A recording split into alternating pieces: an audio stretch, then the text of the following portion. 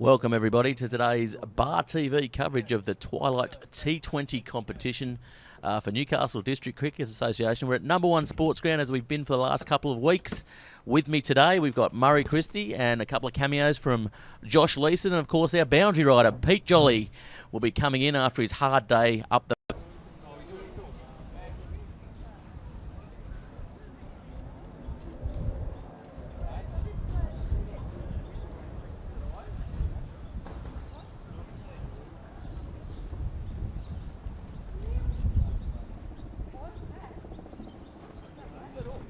Sorry for the slight delay there. Cardiff-Boolaroo side. Murray Christie, how are you today? Good, Gareth. How are you, mate? Perfect. Couldn't be better. Couldn't hope for a better day. We've got a bit of cloud coverage out there, haven't we? We've got a bit of wind playing havoc. I don't know what the storms are doing around. I mean, maybe if you're out there, you could let us know by way of Twitter at Bar TV Sports. Or hashtag Bar TV Sports as well. How do you think these conditions are going to play, Murray? Yeah, interesting day, and there certainly is some storm clouds brewing. Hopefully, like last week, they go around us and away we go, but we're about to kick off. Yes, first ball of the day. Oh, he's let that one go through there. Nice line and length, and we looked at the pitch out there before, Murray, and what do you think the best parts to bowl are today? I certainly think you've got to pitch the ball up. The wicket is very dry. Even though we've had some rain over the last couple of days, this wicket has been under the covers for some time. Obviously, they wouldn't have been able to prepare any other strip given the wet weather.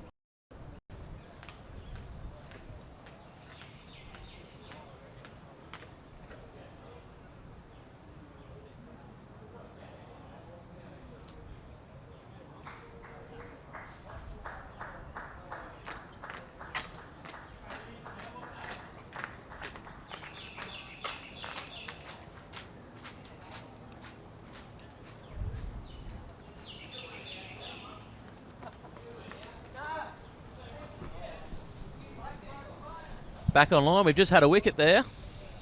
Murray Christie, who was that after that big lightning strike, hit the OB van out the back.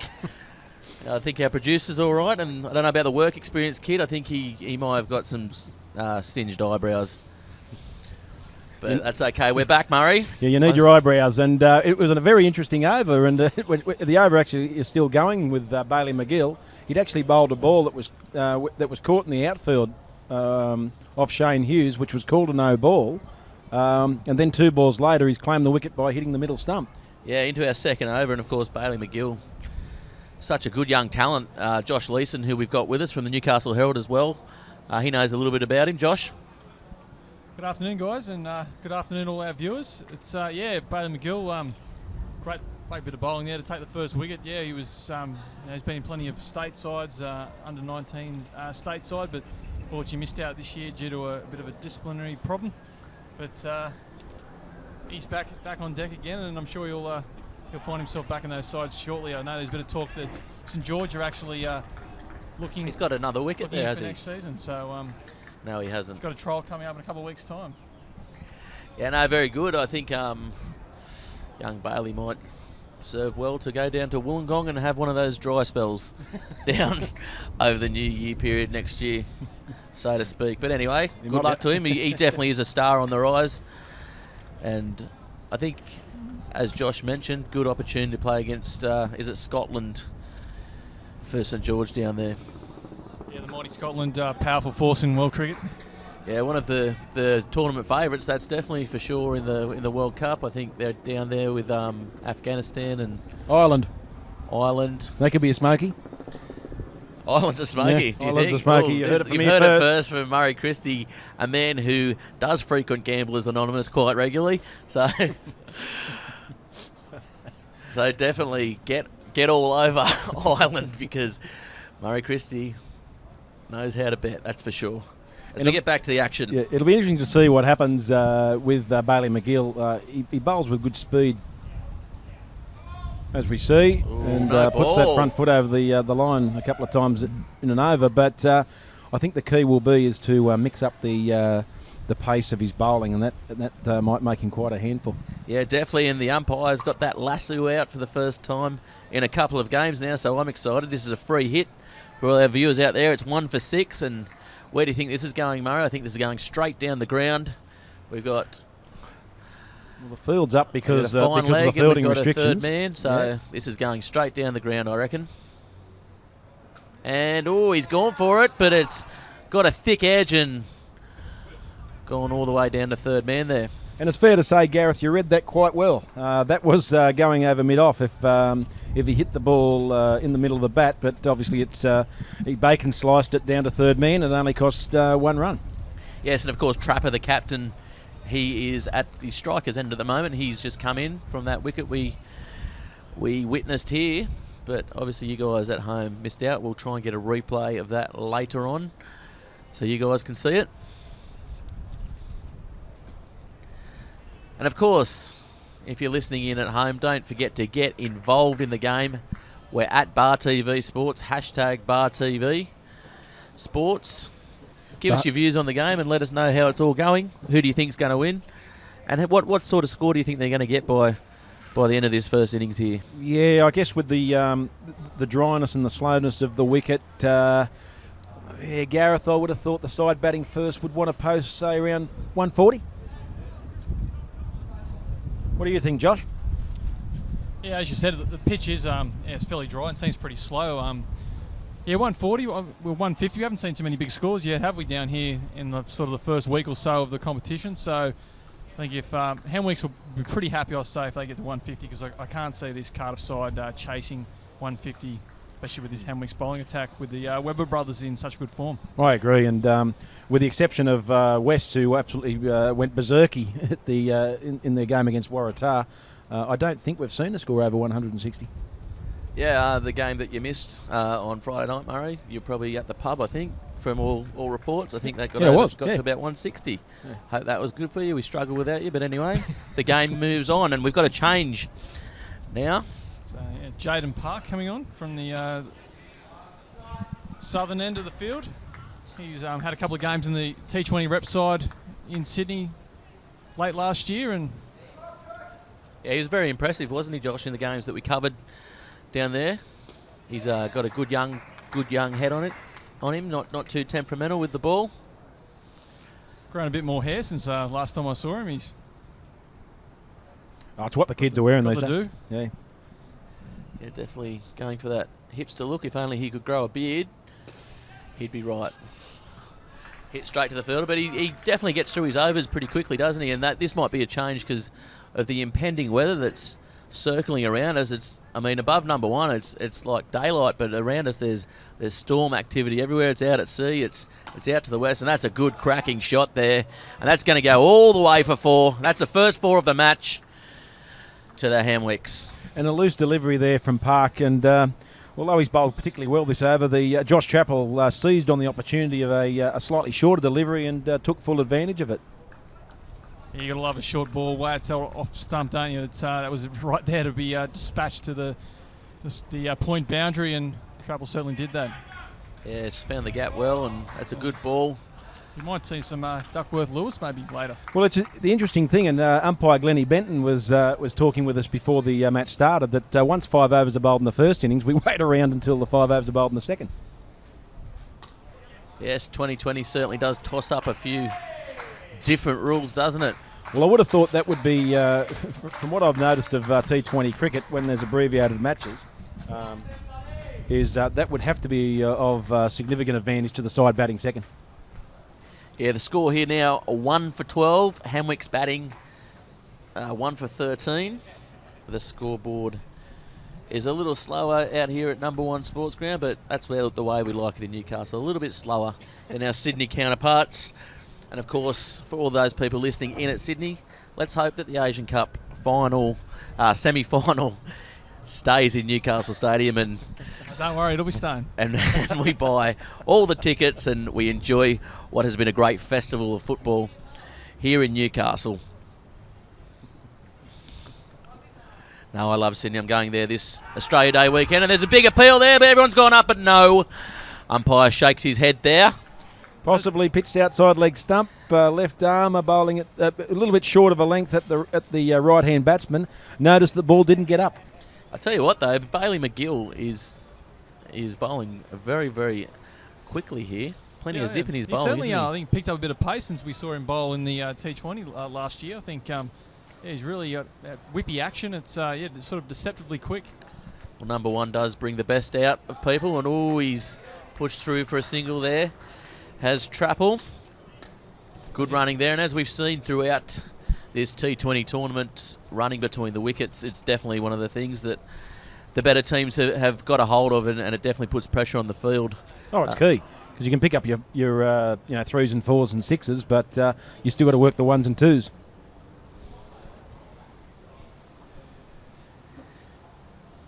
Yeah, definitely. And the field restrictions still in place. We're into over number 4 here. Score 1 for 14. So if my maths man next to me, Murray, can work that out at run rates per over, that'd be great. 4.6. There we go. The human calculator, I think he's known as. I tell you what, though, not much of a thrower in your day, though, were you? I noticed that out there when we were doing the pitch report. Murray got involved in a bit of the warm-up stuff and tried to hurl one in, but and as I said to you, Christie couldn't. As I said to you, the legendary Gus Gilmore reckoned I had an arm like Tracy Austin's second serve, so he wasn't all that impressed with it either. Yeah, nice one. There's the first name drop of the day. As we come in, nice quick single. Ooh, close though. Very casual, the Hamwick side, aren't they? He may well have barbecued himself there, Josh. Yeah, and he certainly that was a good opportunity to score some runs. He had a full toss on off stump, and he's whacked it straight to the cover. But we're ruining a chance not to get a boundary there, Josh Trapple. But been a good start here from Cardiff. They've certainly contained Hamilton, and particularly during the restriction overs too. They're only allowed two players out in the past the ring. Yeah, definitely nice tight fielding. Oh, he's gone over the top. That's a good shot there. Good slicing shot over the top, and it's going to go all the way. Is it? No, it's just pulled up inches short of the boundary line there. And the interesting thing there, Gareth, is that last week's game that would have rocketed straight to the outer perimeter fence, and obviously the 2 days of rain has slowed up the outfield. Yeah, definitely. And speaking to the curator as we did before, he's definitely going to get the mower over that if rain permitting, because we've got some big games coming up here. We've got the Sheffield Shield 5 weeks coming in 5 more weeks. So he was telling me he's manicuring that pitch and he's massaging. He's doing everything to it, rubbing oil in it. That's crazy. Bit of Bollywood music, obviously, from what I understand. He's a good man, Greg Askew. And he'll be listening in his shed out there, among other things. The door is closed. The greenkeepers, they've got an interesting lifestyle, haven't they? It's 1 for 20 here. We're into over number 5. And I have to say that with Hamwick's going at 5 and over, the Cardiff boys, Josh, have I guess they've started quite well, as you alluded to before. Yeah, I think they'll fancy themselves to chase this down at this if they can keep this run rate going. I mean, it's been good bowling from McGill, and sort of Jaden Park had that one sort of loosener that was dispatched for 4. But other than that, I think he's been quite good, and Hamwick's really haven't tried to push the envelope too much so far. But of course, Sam Webb is still to come. Yeah, definitely, and I guess at the halfway mark, where do you think the Hamwicks want to be? I'm guessing probably around the 80 to 90 mark is a good score on this pitch at halfway. Yeah, 70. 70. Josh? Yeah, I think 70. This pitch is a lot slower than it probably would normally be, so it does seem like it's going to be hard to score. I can't see too many people hitting too many big sixes today. I think apart from Sam Webber. Yeah, and it's probably, as you said earlier, it's probably a good pitch to use your slow bowls, and Hamwicks don't have too many real slow bowls or more pace in their attack, so it might benefit Cardiff as well. Ooh, and that one just sat up, and he's got the gap there through point. They got a man down there. Yeah, it's probably the second time he's gone for that quicker ball, Jaden Park, and he's dragged a little bit too short. I sort of like to see him try and toss the ball up and bowl a little bit more slower, because when he seems to do that, he's really bowling quite well. He just seems to be rushing, and like I mentioned before, do you think it's a ploy to get through his overs just so they get to that 5 over mark, which they've done now? And and so at least there's a score to chase. Well, it can work both ways. If the bowler's happy about how things are going, wants to rush it through to put pressure on the batsman, as we've seen on the ball, it's a great idea. If he's rushing it because he's a little bit nervous and all that, that can actually work against him. Yeah, there's a nice little shot there off the back foot, but they have got the man obviously out in the deep to take that on at deep point. Maybe is that. It's a good example of park bowling to the field that the captain set. Apart from that 4 out at deep extra cover, he's done very well. But not just not getting his rhythm yet, is he? From the striker's end. Yeah, and I think that's part and parcel of what we've talked about before. And the more frustrated the batsman gets, they try to hit the ball harder. And I guess the Cardiff boys need to sort of take advantage of that. Well, they're still rotating the strike quite well and getting their 5 runs and over. So, at what stage do you think these guys are going to pick up this run rate and really go for it? Because that's what I'm here to see anyway. Probably in the next 2 or 3 overs, I'd imagine. Yeah, it'll be interesting to see if they maybe change the batting order depending on how the game's panning out. If maybe they push like a Sam Webber up the order a couple of spots, to get him in next if the run rate doesn't pick up, or because they probably don't want to keep meandering this sort of at this rate because it's they're quickly going to run out of time. But I tell you what, you are some sort of psychic, Josh Leeson, because Sam Webber is coming in next at number 4. Does Josh Leeson? Oh, that's a good cracking shot down the field, and that's over for 6. First 6 of the game, and that was an absolute belter. And the interesting thing there is he's bowled a no ball, so we're going to see the lasso come out. So he's hit it for a 7 and gets a free hit. Here he goes. The lasso's out from the umpire at the non-striker's end, and we are going to get a free shot. And I think Dries is just about to warm up here, and he's going to look to hit this back in the same spot, Murray. Absolutely. It was a tremendous blow, and and then the reward for his shot, he gets a free hit, Josh. Yeah, well, I hope Greg Askew wasn't operating any heavy machinery in his shed because that just cracked right on the brick there and would have given him a little bit of a scare. But, great shot there by Mark Dries. We were sort of saying he hadn't really middled too many before that. He was looking like he was getting frustrated with mistiming a few shots, but he's hit that out of the middle and it's rocketed into that brick wall there at the sort of northwestern corner of the ground. Yes, and interesting enough, they've brought the man in on the leg side there, and he's gone for it. Oh, he's got a good edge there. It's coming around the third man, and he's misfilled. He's tried to pick the ball up with one hand. It's gone straight through his legs, and that's going to be 4. Well, he actually, the number 10 there in the outfield, Maher has done a tremendous job to get across, but he's let himself down at the crucial part. But as you can see, Gareth and Josh, with this field setting, obviously the captain is very keen on Bailey McGill bowling outside off stump. Yeah, definitely, and it was not a bad ball there on his no ball lasso delivery, and he's gone over the top there, and it's probably going to pull up short of the boundary there, but they'll get probably, they're only going to go for 2. Probably could have pushed for 3 there, not much urgency, so quite confident the Hamwicks boys. And it could be that that Captain Matt Willett could rue the fact that he's kept Bailey McGill on for this third over. Yeah, definitely, and this is something that we're all happy with. Our boundary rider, Pete Jolly, has just arrived to the ground, so we're going to get plenty of exclusive interviews down when these batsmen get out, and that's a good piece of, I guess, stopping there by McGill. Just getting back to the field placements. Of course, Willett isn't the regular captain of Cardiff. Their captain Daniel Maher is away today, so it's sort of a new role for him. So I suppose he's probably not used to setting field placements. So yeah. So Josh, who does the Elmar?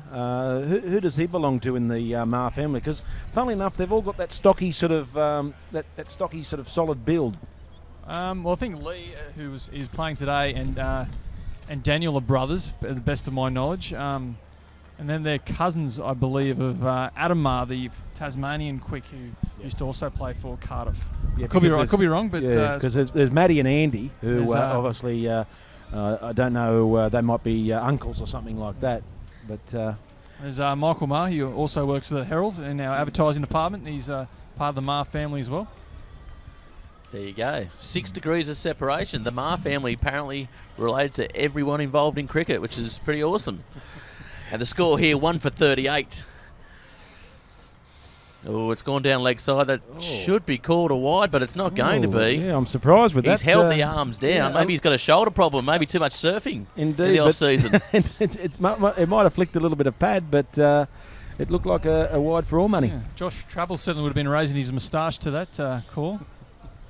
I tell you what. This is another long over as well. This has felt like this over's gone for 2 hours, but I'm glad we could fill it in with the anecdote about the Marr boys as we get buys here. Yeah, been some slack fielding the last sort of couple of deliveries for Cardiff, which is costing them some runs here. And interestingly enough, we find ourselves, Hamwicks are now 1 for 39. 1 for 39. I mean, at the end of the last over, they were 1 for 24. So that's been a big over for them without taking too many risks, actually. Yeah, definitely hit that one over the top. Got the lucky nick off the free shot. That's 10 runs right there. They've rotated the strike pretty well. Well, just no balls are so costly, aren't they, now with the new free hit rule? It's just, it can cost you up to 8, 10, 11 runs potentially for a no ball now. So it's 13 runs is the maximum, would it be? Yeah. It's like turning down a bow in the game of euchre. You lose for an hour. I bet you like that, Mass Murray Christie. Just off the top of my head, that was. I tell you what, you've jumped up there, haven't you? You've got off your seat and you've just gone, wow, the kid can count. We didn't want to rush you. It took me good 30 seconds to work that out. 35 years, I think. Oh, he's gone for that one. There's a fielder out there, but it's found the gap. It's going to trickle all the way to the boundary where the outfield is a little bit slower than what we've seen previously, and that's going to be 4 again. So these Hamwicks guys really opening up now. Absolutely, and this is what we're expecting to see, that they're going to start to put pressure on the Cardiff-Boolaroo fielders. Unfortunately, the Cardiff boys have let themselves down a little bit in the outfield, but there's plenty of time to peg this back, and they just need to stick with the basics of what they were doing earlier on when the ball wasn't coming onto the battle that well. Yeah, he just put a long on in to stop that there, but now there's space all the way around the wicket square of the wicket, and he's tried to push that there through point, but just missed timing it. There's probably a pitch out there today where it probably takes you a couple of overs to get used to the pace because it's a little bit slower than normal. So, by the look of it, Trapple and Dries have both got their eyes in now and playing well. Nice little late cut there from Trapple, who'll pick up 2. Yeah, lovely looking shot there. Really timing the ball well, wasn't he? I mean, any other day that would have been 4, but... Well, the interesting thing is, and you're dead right, Josh, and this is what puts pressure on the batsman. If a wicket were to fall, the batsman that's currently in with that batsman that's got out has to stay there and drive the innings. Otherwise, if they lose 2 quick wickets, they're back to square one. Yeah, definitely, as we push through for another single there. Taking the score 1 for 46. And Gareth, speaking of our sponsors, Kingsgrove Sports, I popped in there the other day to see Jody Whitehead, and I think it's because of your promotion that he had a dead set shop full. Oh, really? Definitely. Well, we'll go through the sponsors right now. We've also got the Commonwealth Bank, who are doing quite a lot for grassroots cricket at the moment, all over the place. Of course, the Newcastle Herald, and we're joined by the star cricket reporter, Josh Leeson, today. One of Fairfax's up-and-coming absolute top 50 superstars, probably multimedia sensation, and we're streaming live on the Newcastle Herald as well, so obviously thanks for the Newcastle Herald for getting behind us, and of course South Newcastle as well, one of the major sponsors of this T20 competition. And I can tell you Stacey, who works there in the events team, is an absolute gem. Thanks for that plug there, Gareth. The check will be in the mail, mate. No worries. And you can follow you on Twitter as well, Josh Leeson, at Josh_Leeson, is it? If memory serves me correct. Yeah, about 4 years ago when I set the thing up, I think that was what it was. I like a good underscore in a tweet handle. Murray, what's your Twitter handle? I wouldn't know what one was. You can get in touch with Murray's wife on Instagram, Lani Christie, if anyone wants to get in contact with Murray. Of course, my Twitter handle is @GarethWazick, so feel free to tag me in anything related to @BarTV Sports or #BarTV Sports. And of course, our boundary rider, Pete Jolly, who isn't set up with his comms just yet down there, is @Peter_Jolly. And Peter is a much revered journalist who's worked all around Australia, including Darwin, where he covered quite a few amazing events up there. Would have been a couple of crocodile stories for sure, wouldn't it? Plenty of crocodile stories. I love them up there. Snap, snap. We've got to change a bowler now. And this is Ma coming on, is it? I just want Ma to bowl, really. Short, stocky man. It's not him. Ma. Nah. He's about a foot taller. Stirring you up, Murray.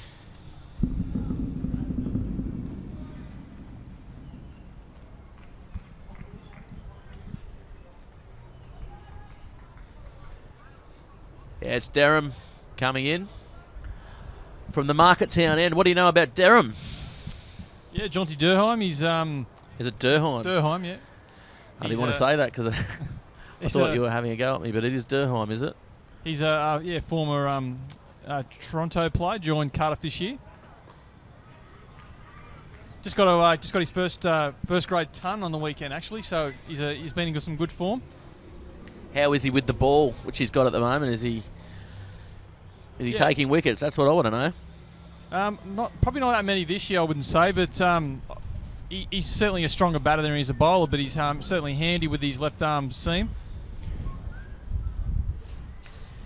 Oh, he's danced down the wicket to that, so you can see the pace of the ball definitely coming off on this pitch. And Josh, who do you see as Carter's fifth? Because this is the fourth bowler used today. Who do you see as Carter's fifth bowler? They've got Richard Green there. He's Robin Hood.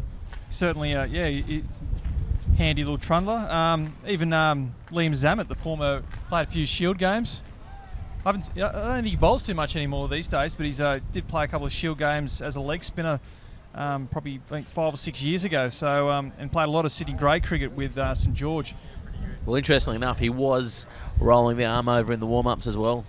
Was Zammit, so good Maltese stock. Of course, and of course, I'm married to a Maltese, lovely Maltese, a lady called Christine, and that's going to go 4 all the way. He's just flicked that off the pads. Always found Chrissy to be extremely tolerant, Gareth. That's right. She is. She doesn't know how lucky she is, if that's what tolerant means. Also got Ben Evans in the team too for Cardiff today, a young leg spinner who of course was the Newcastle rep spinner there a few years ago, but probably hasn't kicked on with his cricket as much as people would have hoped. Oh, I was talking to his dad earlier on before the game started, and Neil Evans, and Neil's been a fantastic curator for Harker Oval, Ford Oval. He's had 2 stints looking after Harker, and he's done a fantastic job. Classic example of a bloke that takes pride in his work. Yeah, so none better than, of course, our man of the moment here in the curator shed, Greg Askew. He's told me, he's given me all the good information. Oh, kept it nice and tight. Well, particularly for a player that hasn't bowled all that much this year, I thought it was a very tidy over. Yeah, 1 for 54 the score remains, so they'll be happy with that, just getting a couple off the over. Well, just a shandy under 7 and over here, and I would have thought, given the conditions, they might be fairly happy with that. Speaking of shandies, I'll have another one as we get through into over number 9 now, so probably wanting to unleash on this over, I'd imagine, and just try and get that score up around closer to that 70 mark, I think. What are your thoughts, guys? Absolutely. 170, you said? Yeah, 170. No, but up around about 70 after the first 10. After 10, yeah, probably absolutely. about 70, 75. So I think they'd be fairly happy with that. And we're actually now seeing our 5th bowler introduced, I reckon. Player number 15, which is Liam Zammit. As I mentioned before, Man of Maltese stock. If you go to Malta, you'll see Zamet everywhere. They're good pastizzi makers in the mother country. What, ricotta and spinach? Yeah, ricotta and spinach is my poison, that's for sure, as you can probably tell. Although, I mean, I did look at some footage earlier on, and you are making me look very good at the moment, Murray.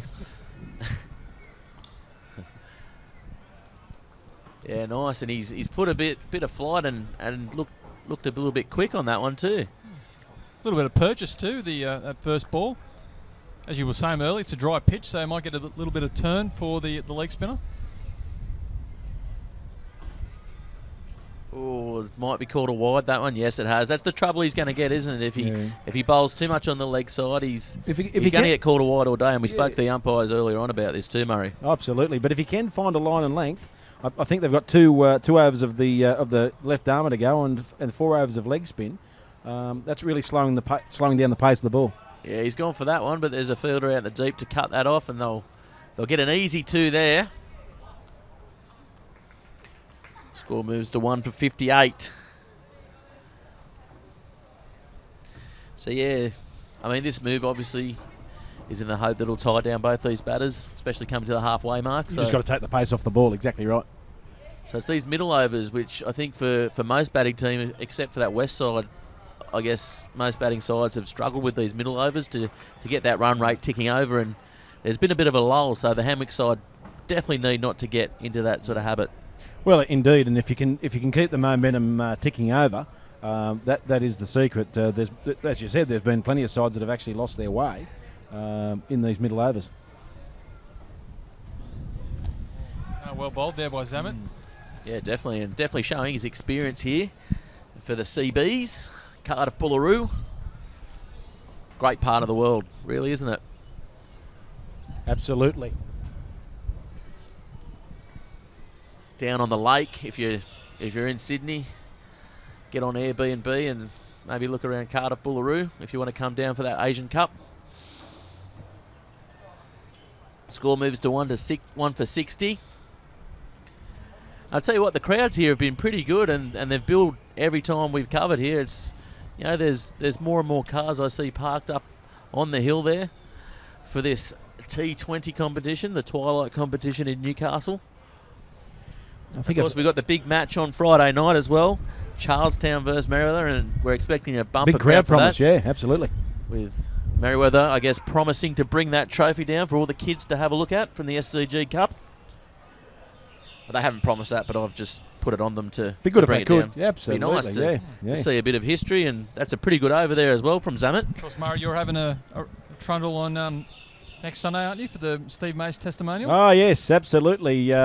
Myself and a heap of other old blokes out to make a fool of ourselves. And what day is that? Sunday the 25th at Cardiff-Boolaroo Oval in honour of the great man, Steve Mace, and the 19 seasons of service that Steve has provided the Charlestown Cricket Club. A fantastic bloke.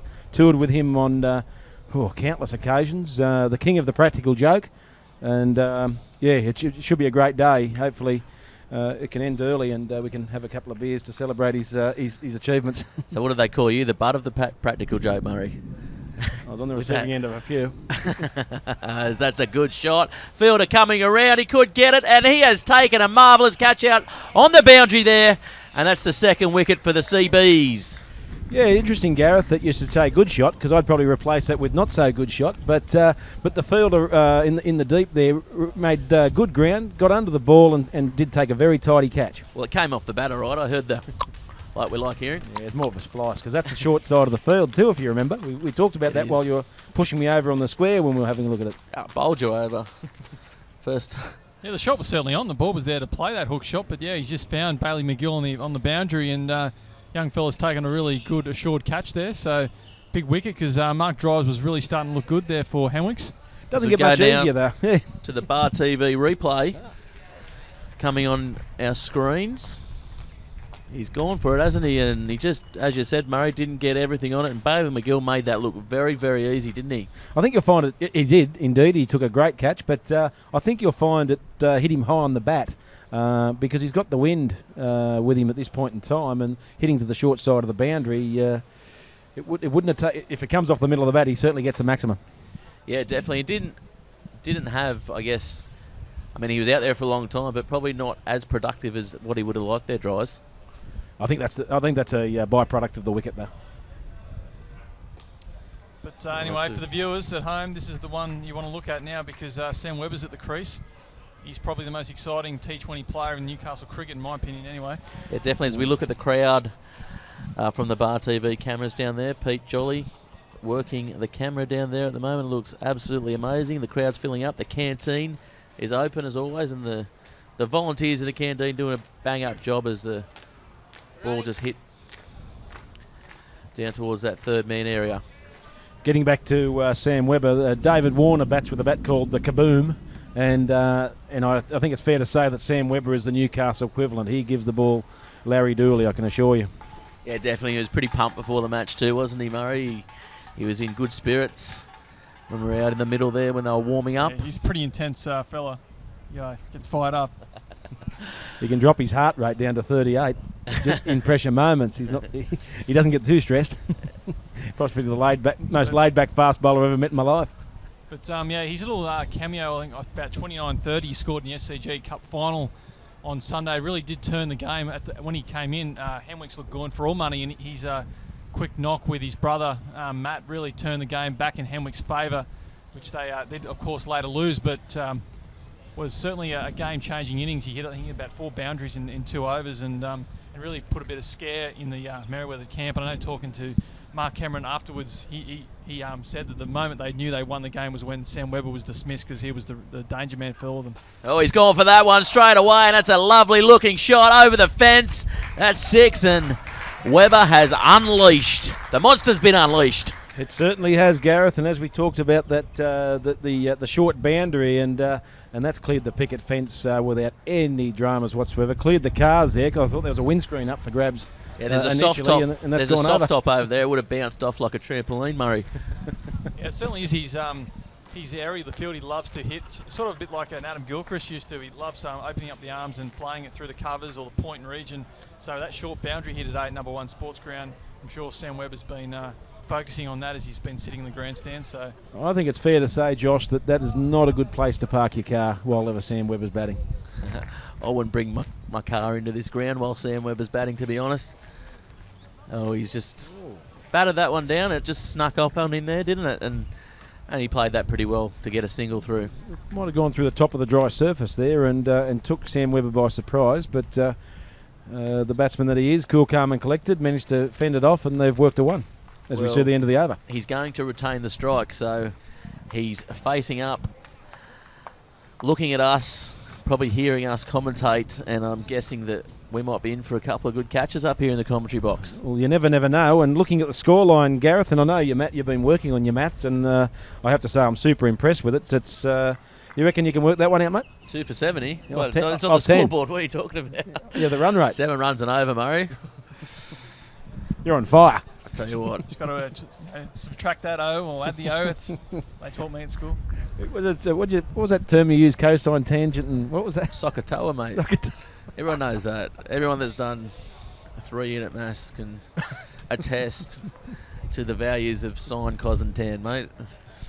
Especially when you're going for the angles when you're trying to pick the gaps. Is that in like cricket. Pythagoras' theorem? I'm just like a one-man walking mathematics encyclopedia, as Webber gives Zammit pretty good respect there. And this will be interesting because Zammit is spinning the ball into the left-hander on the short side. So if he gets hold of one, this ground's nowhere near big enough. Oh, he looked like that, but that's a good ball by Zammit, straight up in the block hole there. He checked the shot there. Webber looked like he was getting ready to put that over the cow corner boundary, but sort of held it back with some nice bit of flight there from Zammit. He stepped down the wicket and he's got a big nick on it, and no, he's going to be lucky there. Just coming through for the single, just the fielder standing maybe a little bit too deep. But good positioning nonetheless by the captain there from the CBs. It's a brave move, but he tossed the ball up there and found the edge rather than dart it through and try and not allow Webber to get underneath the ball. He lured him into it and nearly got the wicket. Yeah, definitely. We haven't seen a great deal of Liam Zammit bowl. But yeah, certainly got a good record back in Sydney grade cricket. So yeah, quite a cagey cricketer, and he's showing that today with some nice leg breaks. And that's a good ball too, straight up. Could it He's be bowling fair? nice and full, isn't he? Oh yes, and could it be fair to say that the Cardiff-Boolaroo boys have been holding him back until this second half of the season, when they the business end, as they say, so they can kick clear like superimpose as they approach the latter rounds. I'll tell you what. Might have left her run a little bit too late, I'm thinking. That is a good analogy there, Murray. Superimpose. No one probably... Do you realise this is streaming online, so our target audience is 18, so no one remembers Superimpose. What about... probably not even born when What about Mackay Diva or something Mackay like Diva, that? yeah. She went all right. No, I'm kidding. And all our viewers out there, we have a wide range of viewers. We've got people, you know, we've had tweets in from people that are all demographics and ages. I remember, we thank you for listening in. Getting my dad to put a bet on Superimpose for me when I was in primary school, so that's how far back that goes. Absolutely. Won 3 Epsoms and 2 Doncasters. Most impressive. Wow. Our stats man, Murray Christie, all over that. The score here, 2 for 73, so yeah, great over there by Liam Zaman. He's really put the brakes on Hamwicks. With some smart bowling, changing up his pace a bit too. And flight, yep, absolutely. Plenty of variation. Definitely showing his experience down there as we come now to what is the 12th over. And our boundary rider, Pete Jolly, all set up with his comms down there. Pete Jolly, can you hear me? Nope, he's going to leave me hanging. Having a good old chuckle down there, isn't he, Pete? He's laughing away. And as we go back to the action, as I mentioned, we're into the 12th oval. How are you, Gareth? Oh, he's back. Pete Jolly, how are you, Peter? Very good. How are you today? I'll tell you what, it's good to see you here. Oh, he's hit it all the way to the boundary, but it's a top edge over the wicket keeper. That's 4 runs. They're lucky with that. Webber will be happy. Absolutely. And how's the feeling down there, Pete? Yeah, the feeling's like everyone's happy down here. There's not a bad crowd in here, actually, Gareth. I'd say this is probably one of our biggest draw cards so far. And how's the weather looking? You're the man with the weather report. How's it coming? Is it going to rain here, or are we going to keep it off, or what's coming? There's a few dark clouds coming behind us, so let's just hope that it can stay away. Yeah, thanks very much, Pete. And, of course, we'll cut to you next wicket, and you can get all the exclusive interviews for Bar TV. As we go back now to the action. Just having a look from our vantage point, Gareth. I was just commenting to Josh off air that as the ball's in the air, actually, Gareth. Oh, has he caught it? That's a good piece of fielding there. Was that McGill again out there? He's tossed it back in.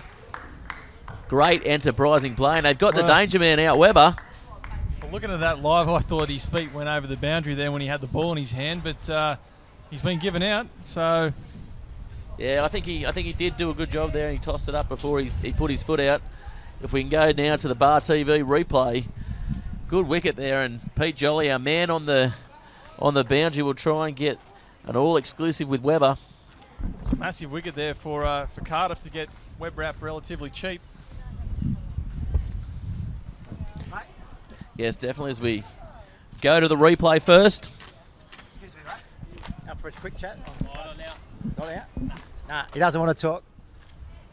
Oh, that's very close. He's claimed it. And I will say, Gareth, you really have to give it to the fielder of today. That we've seen a lot of that on the T20 Big Bash in the internationals that have been played, but that's a fantastic effort. Back in the day, you could actually catch the ball leaning against the boundary fence, but you can't even do that these days. And that's a fantastic effort by McGill. Yeah, definitely, and handling the new man into bat. Looking to score some quick runs. The Hamwick side, they're in a little bit of trouble here, I think.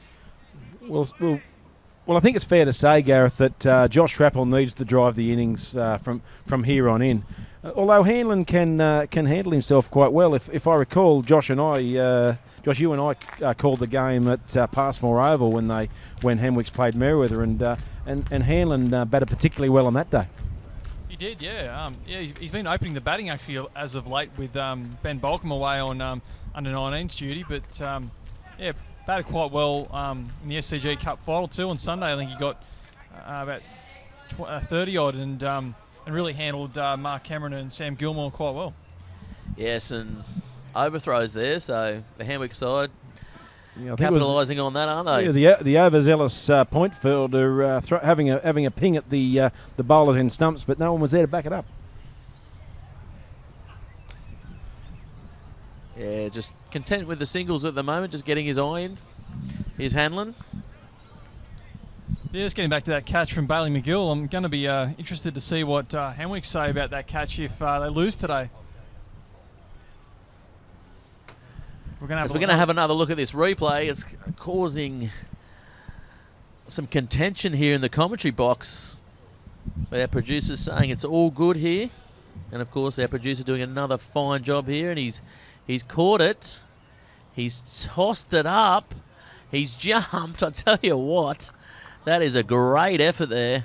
And he's just stepped back inside the boundary line as easy as you like, as casual as you like, and that is some pretty good cricket. That's good enough for me, Gareth. Yep. Yeah, I'll take that back. That's a fine catch. Brilliant work by Bailey McGill. And the parents of Bailey McGill, if you're watching this live stream, that Josh doesn't believe that your boy cheats. Oh, good ball again by Zammit, though.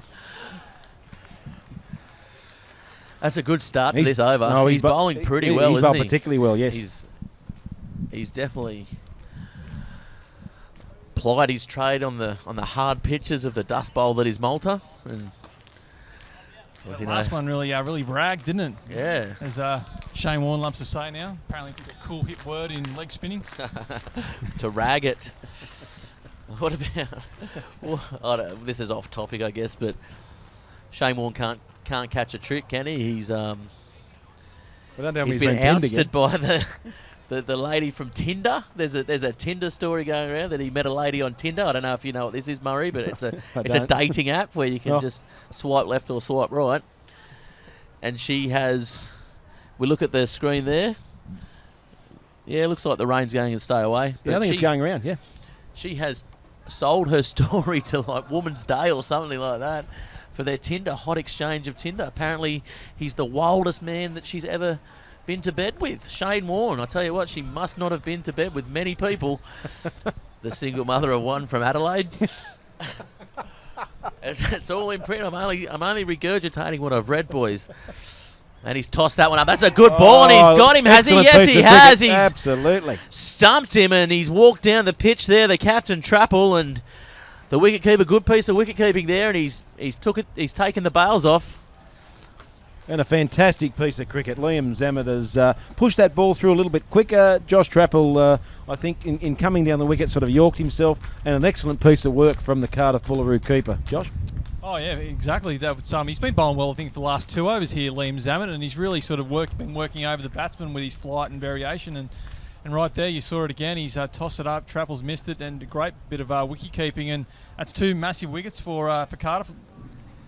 Yes, as we go to the replay, we're going to hope that our boundary rider, Pete Jolly, can get the captain down there, Josh Trappel. Let's see if he's got something to say for us at Bar TV, but... Great ball there, as we saw on the Bar TV replay. Excellent piece of keeping. Just caught him coming down the wicket, read the play, and bowled him nicely. And the wicketkeeper took the bails off nicely. No. And Pete Jolly, what's going on, mate? He's been brushed. You've been brushed twice. That's unlike you, Peter. What's happening down there, mate? They just said that they want to concentrate on their cricket today, so maybe that's what they'll do. That's a fair call. Or maybe I just need to, Peter. Yeah, maybe I just need to find everybody in. Maybe I need to find a new face. No, don't find a new face. Just maybe wear a scarf or something. Maybe dress a bit better next time. You look like you've just come from the beach, mate. No? You're quite right. No. I wish. Been an Yeah, interesting very good. day.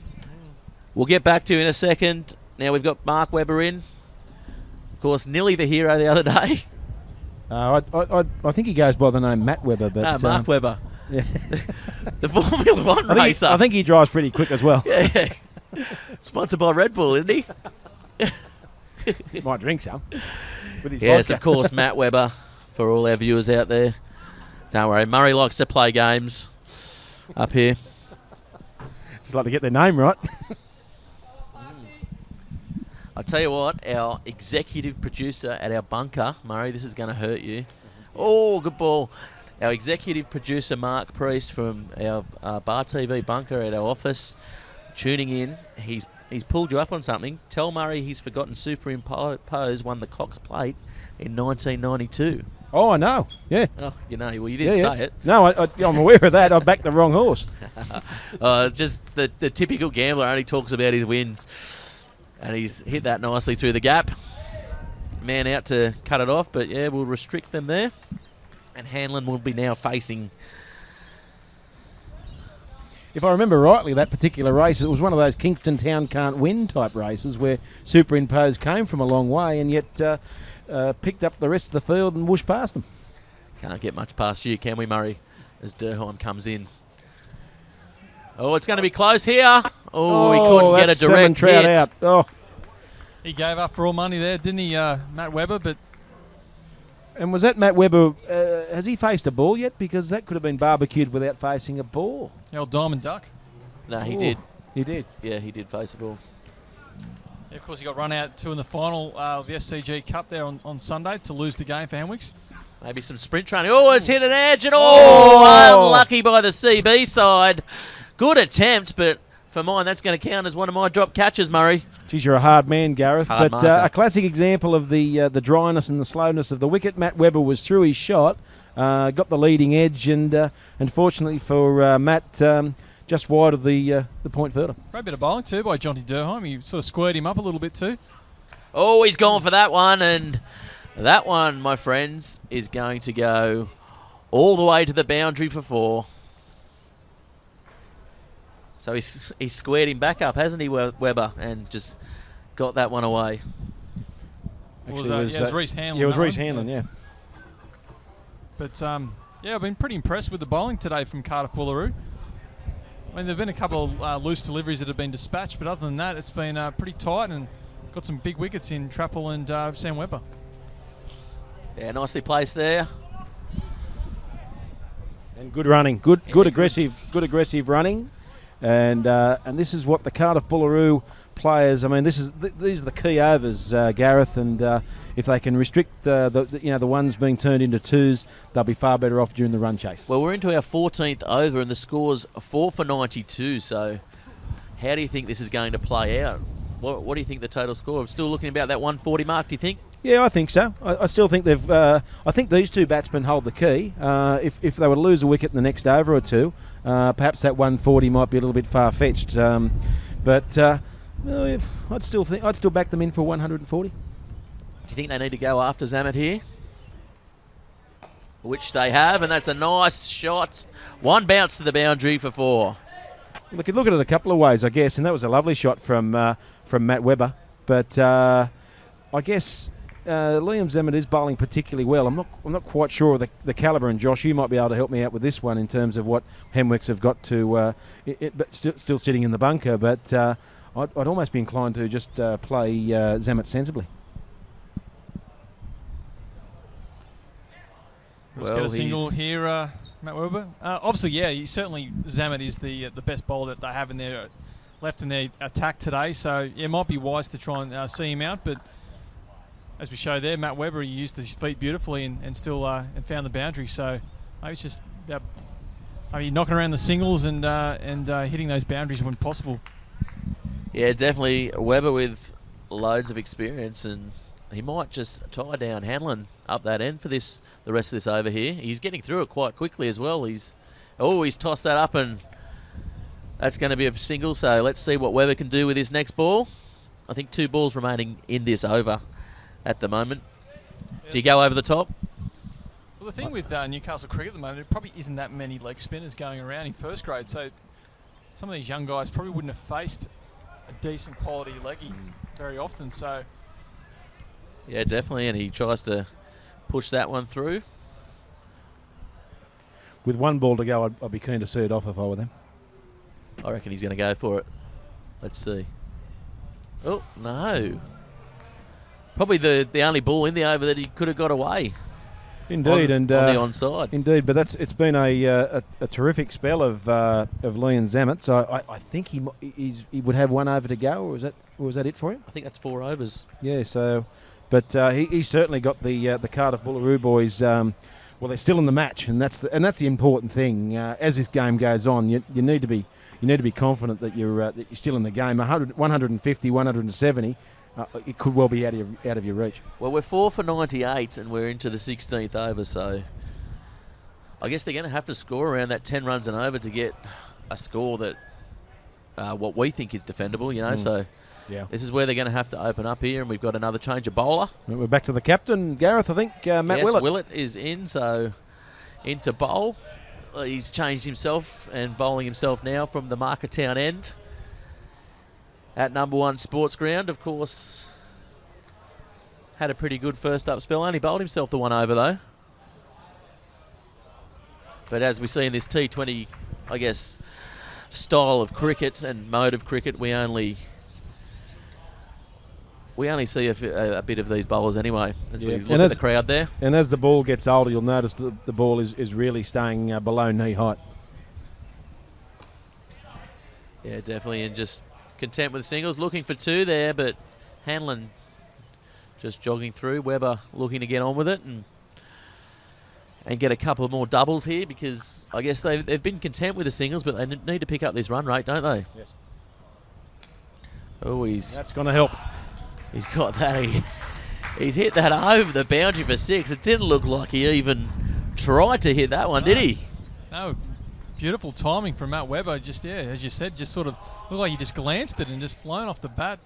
Yeah, it kind of went directly, I guess, over square leg, did it? Or he just landed on that and helped the ball on its way, and obviously took advantage of the short boundary, but that was a terrific hit.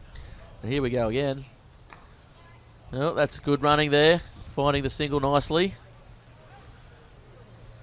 Willett cutting it off. Of course, Willett was the man that bowled the ball. Score moves to 4 for 106. So they've passed the 100 mark here, the Hamwicks guys, after that massive shot over the boundary. Swing and a miss there. He's gone for that one, hasn't he? And yeah, it's good straight stuff from Willett. I think he didn't do too much wrong in that ball that Matt Webber hit for 6. He probably slid to the leg side just that fraction too much. Yeah, he's running back to his mark, Willett, so he's definitely trying to get on with it with his over rate. I don't know if the umpires have said something to him, but he's running back to his mark and kind of rushing things a little bit. That was a very quick over there, wasn't it? I'd be worried about being the captain. They're going to fine him for a slow over rate. He might cop a suspension from Ivan. Well, it's interesting because there's about, I think they've got about an hour and 20 to bowl their overs. They've still got about 15 minutes to bowl them, and if you can't get through, I guess 3 overs in 14 minutes, you're not trying. Here we go. Haven't been too many boundaries either today, so there's probably no, and all wickets, so there's probably no real excuse for the slow over rate. But absolutely. And 2 spinners operating. Although, is this the 3rd one, Josh? Yeah, this will be Ben Evans. Ben Evans is coming on to bowl. Ben Evans, of course, a couple of years ago was playing with Charlestown and was probably one of the next big things in Newcastle cricket. Was probably going to be the leading spinner for the foreseeable future, but sort of came to Cardiff at the start of last year and unfortunately hasn't really kicked on. So hopefully today he might get a few wickets and sort of boost the confidence up a bit. He got some runs on the weekend, got 60 odd against City, so hopefully that might help. Yeah, definitely, and he bowled that one a little bit too short for my liking. So needs to maybe get it a bit more fuller, find that length that Zammit was hitting.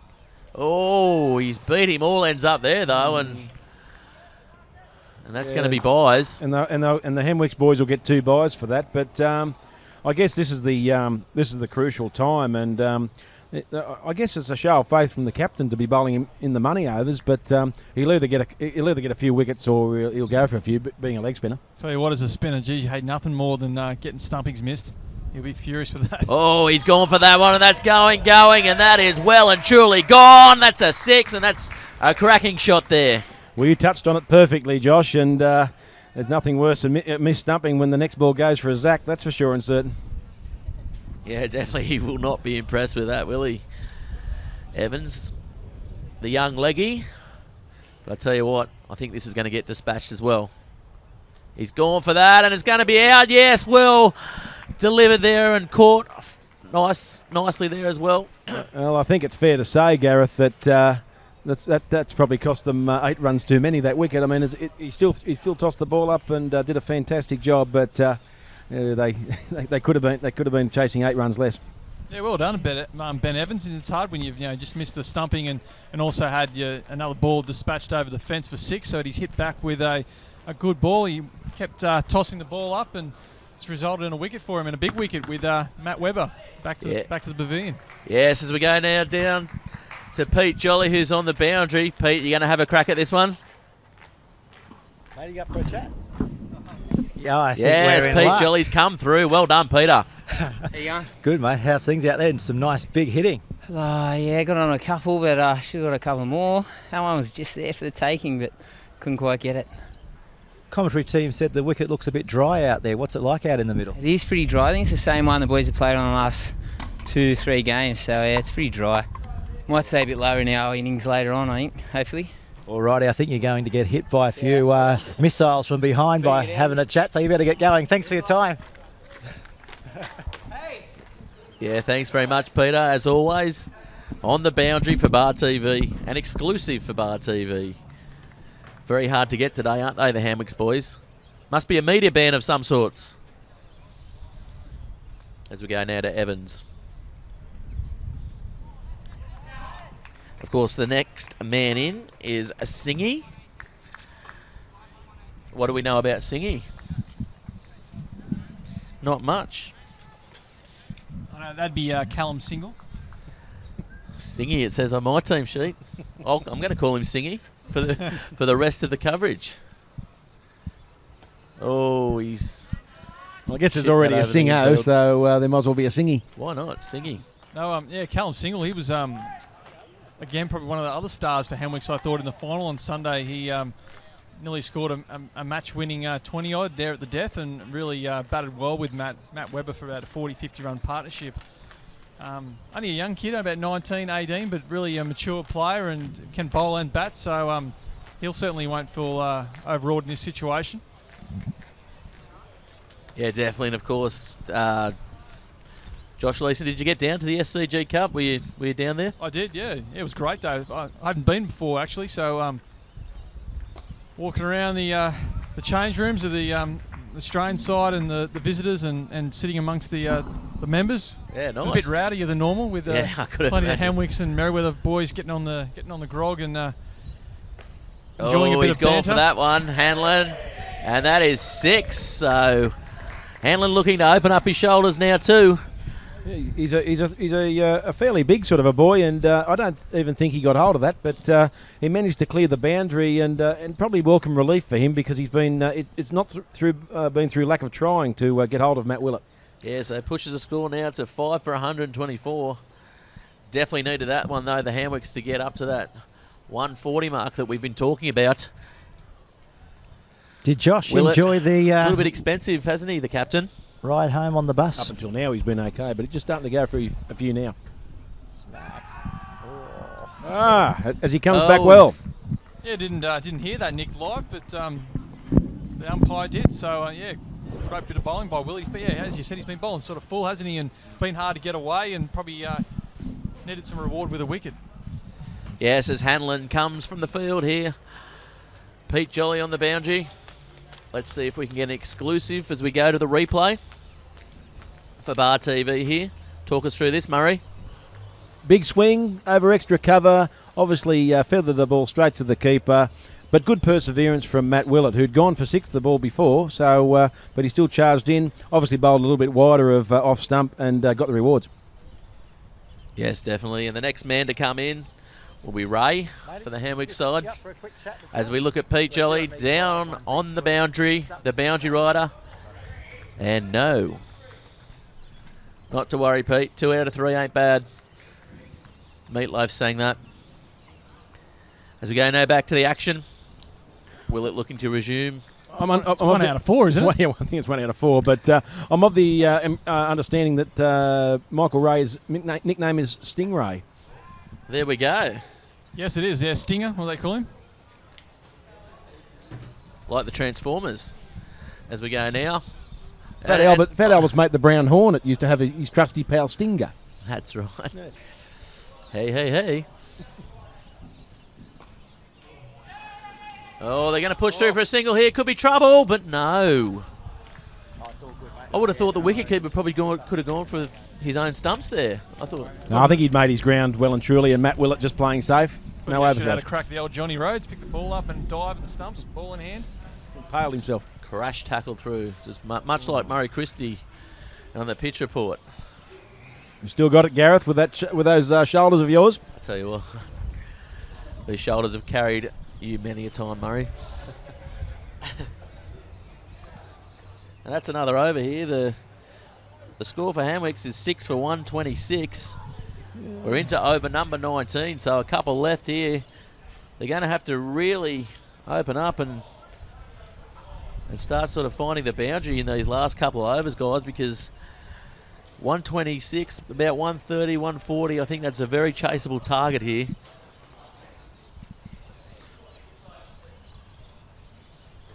Oh, a full toss, and he's swung his bat. There's a man out on the boundary. He's not moving. Oh, and he's tossed it back in, but he's stood on the line there, and that's going to be 6. I'm even going to give the umpire some help and call that one a 6 myself. He's only just got enough bat onto that. He's hitting the ball into the wind, probably not the furthest part of the ground, but fairly close to it, and he's done a fantastic job, Mar, but not quite in the field of play. Yeah, it was one of those baseball type shots, wasn't it? And saw the full toss, his eyes lit up, and it's gone out again, and there's a fielder coming around, but no, just falls short. So these guys really looking to consolidate these last few overs and get a good score on, and looking for probably that 150. Indeed so, and Ben Evans probably holds the key here with these last couple of balls of his over. You was noticing the outfield, Gareth, that ball plugged as opposed to the previous nights where the outfield was rock hard. He did hit that one pretty high as well, so maybe that had something to do with it. As Evans comes in, it's full again, and he doesn't beat the fielder. They'll go for 2, and they're going to get it. There could be trouble here, but the throw back in just wasn't the one they wanted, but good fielding and good running too by the Hamwick side. Yeah, good cricket all round that, but it is good cricket because these are the pressure overs. Yeah, definitely. So the score now 6 for 136. Oh, yes, and he's given him. He's put his foot up, and the wicketkeeper has his second stumping for the day, bowled by Evans, and he won't be happy with that in what is the penultimate over here in this Twilight T20 competition. And Josh, I think it's fair to say that the first ball was a full toss that's been hit for 6, but I think Ben Evans has bowled the ball quite well. Yes, as we have a look now at the Bar TV replay, Josh, your thoughts on Evans bowling? Well, it's been good to see him. He hasn't been afraid to keep tossing the ball up, even though he's taken a bit of stick. And right there, he's done it again and lured the Hamwick's batsman into a false shot, and then he's got the wicket. So if these wickets keep falling, and they're going to really pin back Hamwick's from posting that 150 or so that we expected they would get earlier in the day. Yes, and the man walks straight past our boundary rider, Pete Jolly. No interview at this late stage of the game as the batsman not happy with his shot selection. I think Pete will be looking for a bit more luck with the Cardiff-Boolaroo players, although it's fair to say the Cardiff-Boolaroo players will be hoping that they don't have to have the interview because they're hoping not to get out. Yeah, definitely. But it has been a big week of cricket for the Hamwick side. A lot of cricket, so maybe they're just sick of talking to the press. Oh, he's bowled that one short and not quite getting that one away. So they've got. You always have to talk to the press, though, Gareth. Isn't it your adage that there's only one thing worse than not them being talked about is not being talked about? That's right. I love anything to do with the press, especially our local media. And one of our sponsors, and he's hit that straight down the ground. One bounce into the boundary. Good shot there by the Hamwicks. New batsman in is Casey. And he's just stepped up to that one and gone for it. It was a terrific shot over extra cover, and that's a bit of a captain killer, that. The 4 off the last ball of the over. All of a sudden, we find Hamwicks at 7 for 141 as we go into the final 6 balls. Yes, and the captain, speaking of captain killers, coming in to bowl his final over of the match. The score here is 7 for 141, so a score of about 155 would be something they want to get about 15 off this last over. They've got certainly the strike power to do it. He's gone up there and he's given him. I thought it might have been going down leg side, but no. He's gone up. The umpire's put his arm up, and that's a good wicket there. And this is actually a good comeback here by Willett. Yeah, I think you'll find that Casey, I believe it is. Mitch Casey? Yeah, Mitch Casey has walked right across his stumps. The ball's hitting pretty much on the full, and the umpire, I'm guessing, had no alternative. Yes, as we go now to the Bar TV replay, should get a pretty good angle on this. And yeah, nice and straight, as you mentioned before. I thought it may have been creeping down the leg side, but as you guys mentioned before, he has been bowling nice and straight, so keeping that line. As we go to the boundary, let's see if Pete Jolly can get our money's worth now. Nope. He has put the bat up in Pete Jolly's face and said, no chance at all today, Pete Jolly. What do you think, 1 from 6? Yeah, 1 from 6, is it? Oh, yeah, he got here late, but we're going to count the first 2 anyway. Take Pete aside and teach him about how to con interviews out of people. I'm not sure about boiled lollies in this day and age, Gareth, are you? Boiled lollies. Boiled, apparently Pete Jolly down on the sideline as we go now to Willett. Boiled lollies are the key to getting interviews from the Newcastle Herald. Oh, that's another good ball there by Willett. And I'll take this opportunity to thank the sponsors for the Twilight T20 competition run by the NDCA, the Commonwealth Bank, doing so much at the moment for grassroots cricket. As he pats that one down. Kingsgrove Sports, of course, Jody Whitehead, massive fan of Bar TV and one of Murray Christie's great mates, listening in. The Newcastle Herald, as we mentioned, and of course South Newcastle as well. Been a great over here by Matt Willett. He's really tied the screws down when Hamwicks are really wanting to go for it. He's bowled full and tight, and those wickets have kept falling, which has been the key for Cardiff. Oh, he's gone for that one. There's a fielder there, but he's not going to get to it. That's 4 runs, moving the score along to 8 for 145. It's the old commentator's curse. He goes and bowls a long hop and gets whacked for 4, but. Yeah, good shot there by Mitch Ray. 8 for 146, I'm told. Yeah, I think you'll find if Matt Willett had his time again, he wouldn't have delivered that particular ball. He'd been doing a great job bowling a nice full length. Oh, he's hit that into the gap. There's 1 in that. They're going to go for 2, are they? Yes, they are. Putting pressure on the field. And, nice running there by the Hamwick side in this last over. Yeah, really interesting field here. He's got like the whole offside up, except for a guy at a deep mid-off, and he got all the leg side up. Probably like to see someone there at mid-wicket, cut off those easy singles. Yeah, they know where the gap is, don't they? They're certainly hitting it there, and only going to get the 1 that time. What I think you'll find, Josh, is that they're worried about that short boundary, and they've been defending that. And funnily enough, Mitch Ray has been aiming in that direction. Yeah, the Stingray, and that's, of course, going to wrap up the innings there for the Hamwick side. 8 for 149, so a decent total there as the players come from the field. Our boundary rider, Pete Jolly, hopefully he can get some luck here. And we've got word from Pete Jolly that they want to go easy because the Hamwick side are deep in concentration, so maybe if he can get one of the Cardiff-Boolaroo players, maybe the skipper. But that's definitely a decent total there, Murray. Yeah, I think so, and I think Hamwicks are set the benchmark, and they would have been hoping for more. But at the end of the day, I think you'll find a run chase of 150 is quite competitive on this dry slow wicket. Of course, bowlers like Sam Webber and Mitch Casey hold the key, but I'd be happy with that. Yeah, definitely a good score as we once again thank the sponsors, the Commonwealth Bank, Newcastle Herald, Kingsgrove Sports, South, and of course all the viewers listening in around the world, of course in your pubs and clubs. We're just going to take a short break now. I've got the umpire. We'll be back in about 5 minutes. He's got the umpire, Pete Jolly. This is good. We thought we'd mix it up a little bit. You know, we've got the players now, we've got the umpire. How is it out there today? Yeah, it's pretty good. The wicket's pretty dry. It's a good wicket for a one-day game. So yeah, it's I can't see any problems with it. And yourself, how long have you been involved in umpiring? I've been umpiring now for about 6 years. And the reason I started umpiring, I couldn't play anymore. So yeah, no, it's the next best thing. And do you slip, slop, slap? Yes, definitely. Fantastic. Good on you. Thanks for talking to Bar TV.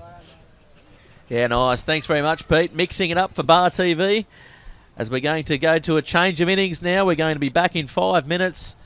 So don't go away as we have a little word from our sponsors. Thanks very much for tuning in.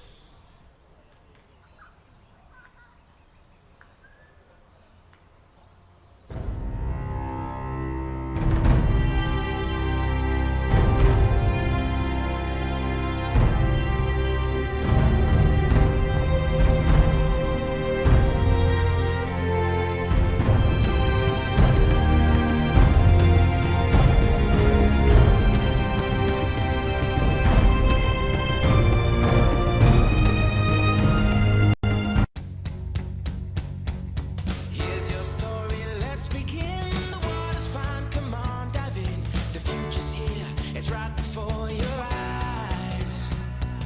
Step by step, you're on your way. Welcome to a brighter day. Don't you know it feels good to be alive? You could be larger than life, bigger than the world, living out the hopes and dreams of every boy and every girl. You could fly higher than the sky, shine brighter than the stars. You could have all you ever wanted, shoot the moon and reach for Mars. You know you could.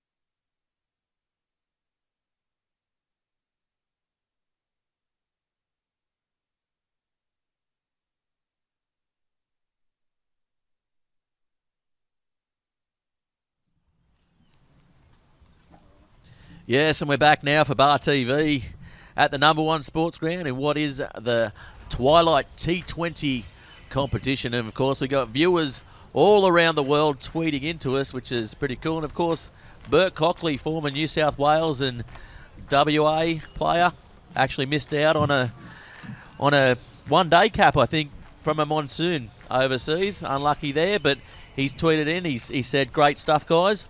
Hamwick's got 150, so the CBs, Cardiff-Boolaroo, will be chasing 151 for victory here at number one sports ground.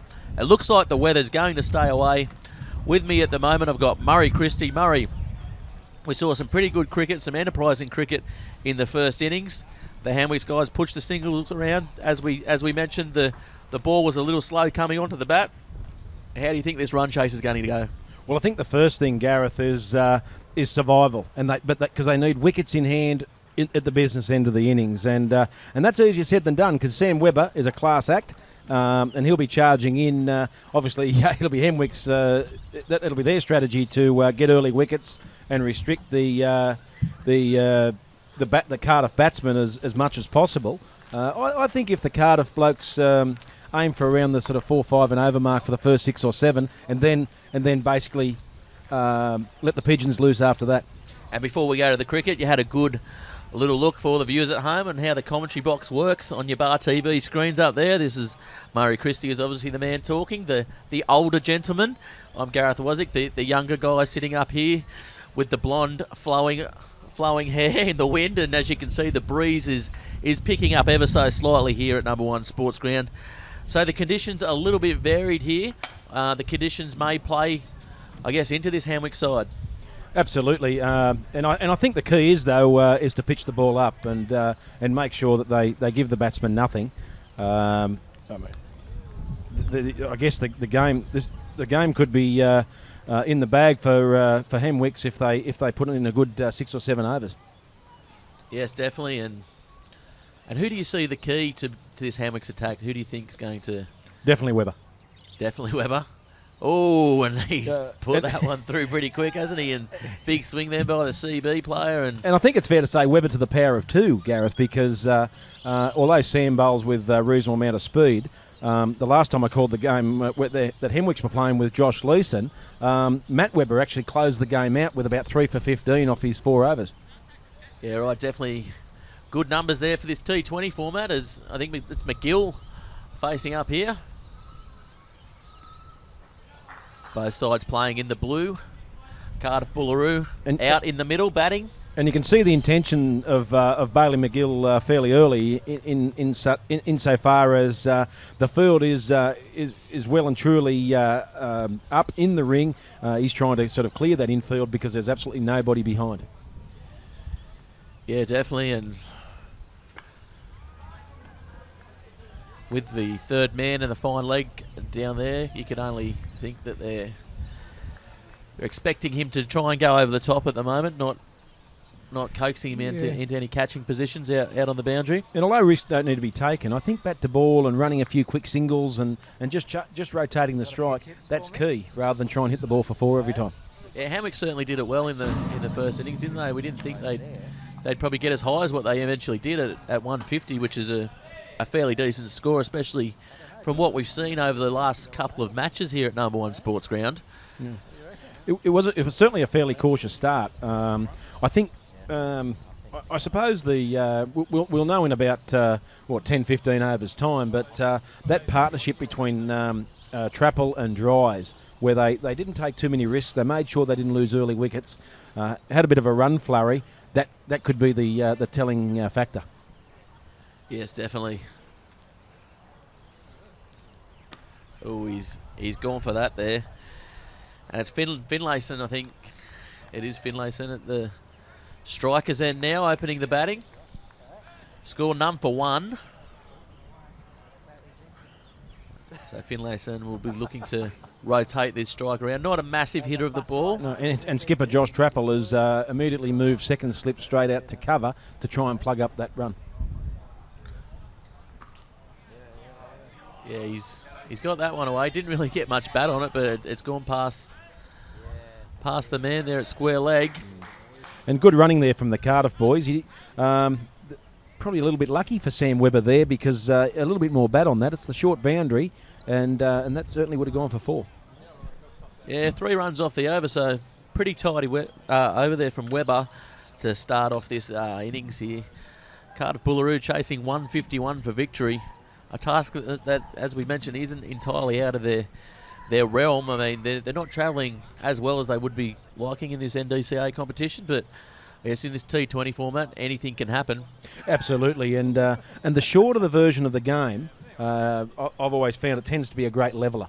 Where when you're playing 90 overs a side, you can generally work sides over and take full advantage. But yeah, a couple of nicks through the vacant slip area, a French cut, a lucky jag with a wicket, and all of a sudden it evens right up. Yes, and Casey, the bowler here.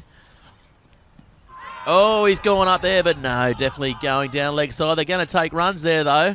Cheeky little single. All the players up, catching them off guard and unawares. And I guess any run's a good run there, Murray. Absolutely, particularly in this format of the game.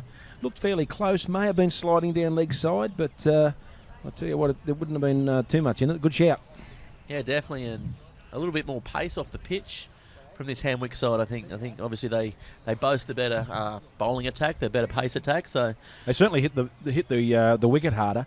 Having said that, that could actually play into the hands of Cardiff-Boolaroo, as I talked about before. The faster you bowl, the more you might come onto the bat.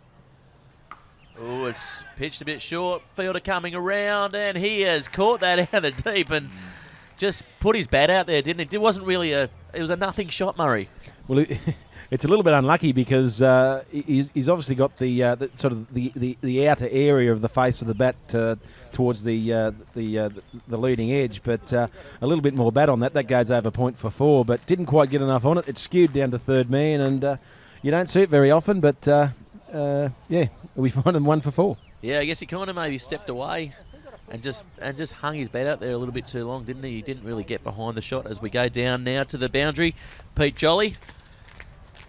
Man won't be too happy with that dismissal and walks straight past him. He certainly walked past with a fair bit of conviction there. I wouldn't have liked to have pulled him up myself.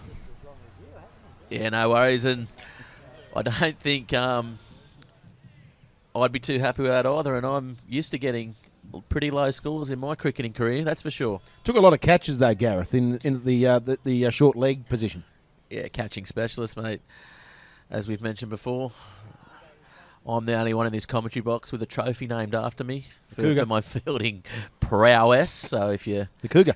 That's right, the Cougar. If you're listening out there, any of the old Carrington Pirates squad, as we like to call ourselves, Greg Burgess being the captain, ex-university player, he can tweet in at Bar TV Sports, send us a text, or get Murray's wife Alana on Instagram. Were you actually one of those players that jumped ship with the pubs, and you were still the Pirates, but you changed pubs? We went from the Seven Seas to the bowling club, and I was always a Seven Seas man, and then we did go to the Burwood. Yes, I was always a Seven Seas man. Home is where the heart is, Murray. Tell you what, I had some good nights there when there was no lockout and it was a 24-hour pub. If I remember back rightly, in the day. well, I remember going there as a guest of the Seven Seas Hotel Pirates, and I had to walk the plank. Yeah, there was the plank, wasn't there? And from memory, I believe you were the guest speaker, and I got to interview you, Murray. Indeed. As one of our Newcastle Legends series, and here we are today. Oh, he's hit the pad, but yeah, definitely going down leg side. Bowler not getting up there. But he's been very miserly with his over. I think at the end of the first over, Cardiff-Boolaroo were 1 for 6, and now they're 1 for 3, and now there's only 3 off this over, and they've lost a wicket. So I suppose not the ideal start if you're Cardiff-Boolaroo. Not the start they wanted out at the, I guess, lower western side of the lake, or upper western side of the lake. I've got my ups and downs mixed up, and that's gone over the fence, has it? One bounce, only just. And he's coming inside the rope there, but Good shot though. Absolutely, and he's picked the gap beautifully. They've got a deep fine leg and a deep square leg, and he's hit the ball in the high diddle. Yes, and the miserly call was put out there by Murray, and as Josh Leeson mentioned before, the commentator's curse, he whips that one away off the back foot, just swivels nicely, pirouettes like a ballerina, and it's gone all the way to the boundary for four. Four off the last ball of the over. They call that a captain killer. A Charles Manson.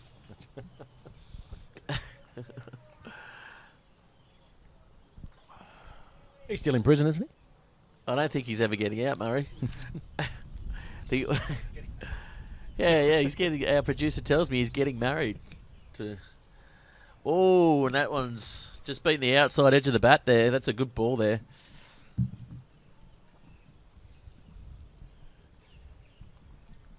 That's Webber bowling pretty well. They've got the two slips in. And it'll be interesting to see how long they actually bowl Webber for, or whether they save him for overs at the back end. For mine, I'd like to think. I think he's bowling pretty well. I'd bowl him out just to keep that run. I mean, it's such a psychological advantage, isn't it, when you can get the teams, scoring about sort of three runs and over or less in the first sort of stint in that power play. It's hard for a team to come back and chase from that, I think.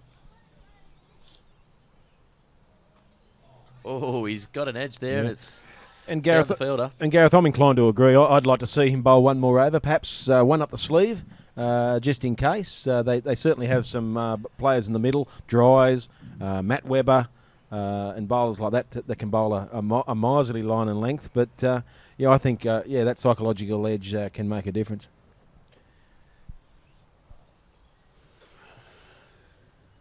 Oh, I tell you what, he's getting some pace, isn't he? He's put that one through. I don't know if our Bar TV cameras are picking that up. Of course, Chardon on the camera. He's one of the best in the business. He's getting some pretty good footage there, and I'll tell you what, it's doing it justice. That ball is absolutely flying off the pitch, which we didn't think would happen, Murray. And this is where I think the batsman just needs to get bat to ball. At the moment, they're panicking. They're behind the run rate. They're trying to hit the ball too hard. Just get bat to ball, run a few quick ones.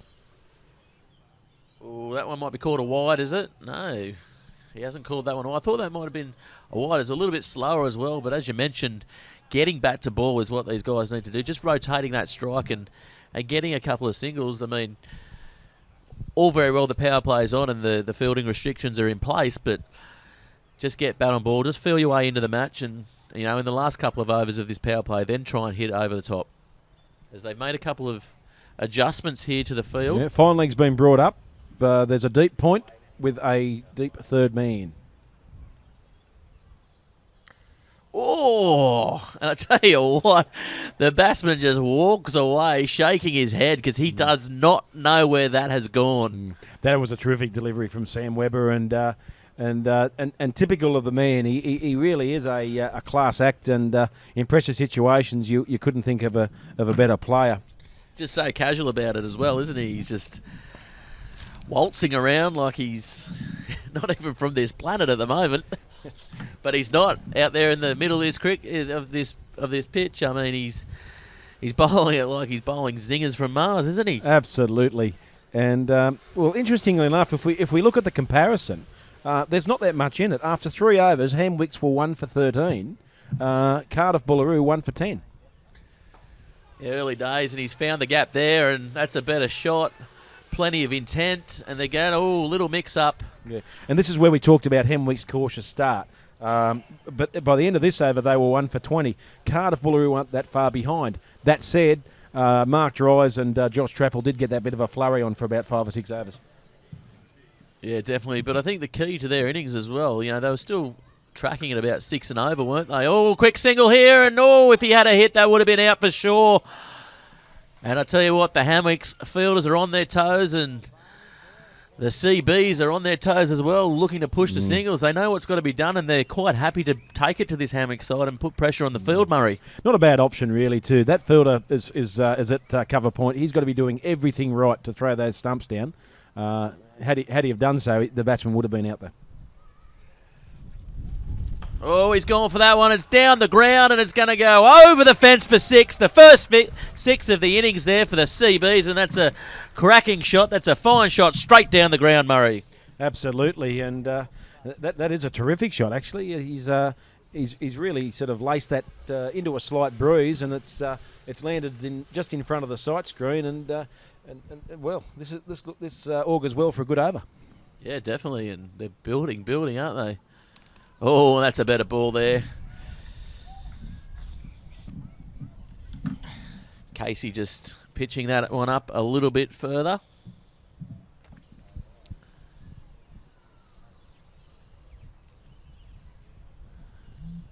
I'll tell you what, this crowd has gradually built all game as well, all match. We've got a couple of spectators down in front of us now. There's people littered all over the ground. Do you think it's Hamwicks that's drawing the crowd, or do you think it's the CB guys? I think it's both. I think it's a combination of the two. Because there's a lot of noise from the Cardiff supporters when they were calling for wide just before and what have you. Which is quite an interesting call since they're side on, but and can't really see where the ball actually landed. But yeah, interesting. Yeah, definitely. And leg by's called there, so 1 for 19's the score, and they've taken off. The trajectory has gone up exponentially. Is that a word? Our young work experience guys is a mathematician. It's a good maths word, I'm being told. He's giving me the thumbs up. Ooh, full toss there, but doesn't get hold of it. And I believe he's familiar with your term soccer as well, which is fantastic. That's right.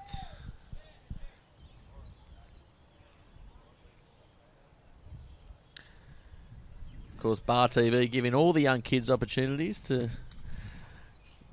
come and have a bit of a stint up here, and great work. We like to see commitment by the youth of today, because it's missing a lot, Murray, isn't it? Oh, you've got to give the young blokes an opportunity, mate. Was that your ethos as captain? How long were you captain for Waratah? Did you? Well, about 7 years. 7 years, yeah. Good stint. How many games? What, for the club? No, for the captaincy. Oh, he's gone for that one as Murray Christie thinks through his head. Probably about 100, I suppose. Yeah, nice. 100 games as captain. That's better than anything I've ever done, that's for sure. And that's the first and last compliment you'll get from me today. As the score here. That's one more than I expected. 1 for 19.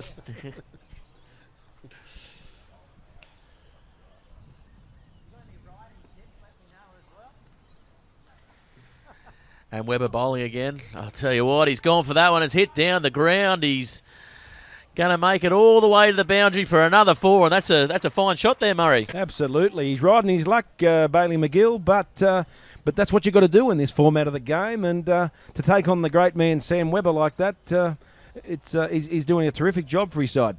Well, we watched him in that T20 Newcastle game we covered down in Sydney at the University of New South Wales, and he doesn't mind chancing his arm, Bailey, and he's one of the better batsmen on the day there. Oh, slower ball by Webber. Could be trouble at the non-striker's end, and the bails come off, but in nice and safely there. Yeah, I think you'll find that Sam Webber's taken the bails off without having the ball, but good pressure by Bailey McGill. That's what you've got. That's what you have to do. Yes, definitely.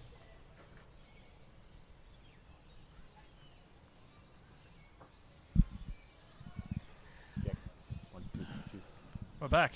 G'day. Yes, we're joined again by Josh Leeson, and that's nicely hit through the gap there. Josh has been swanning around with the members down at number 1.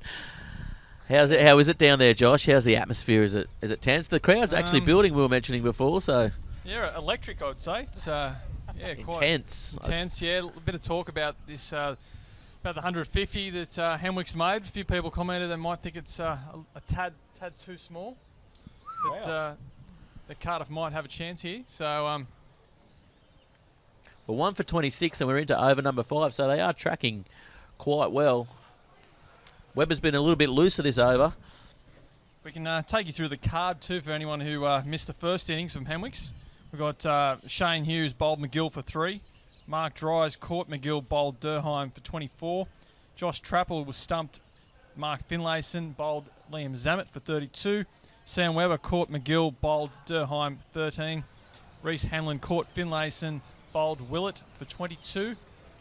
Oh, he's gone for that one straight down the ground. Sorry to cut you off there, Josh, but I got excited. It was a good cross-bat drive, I think you'd call that. He got hold of it, though. Oh, that was a fantastic shot. Kaboom. Kaboom.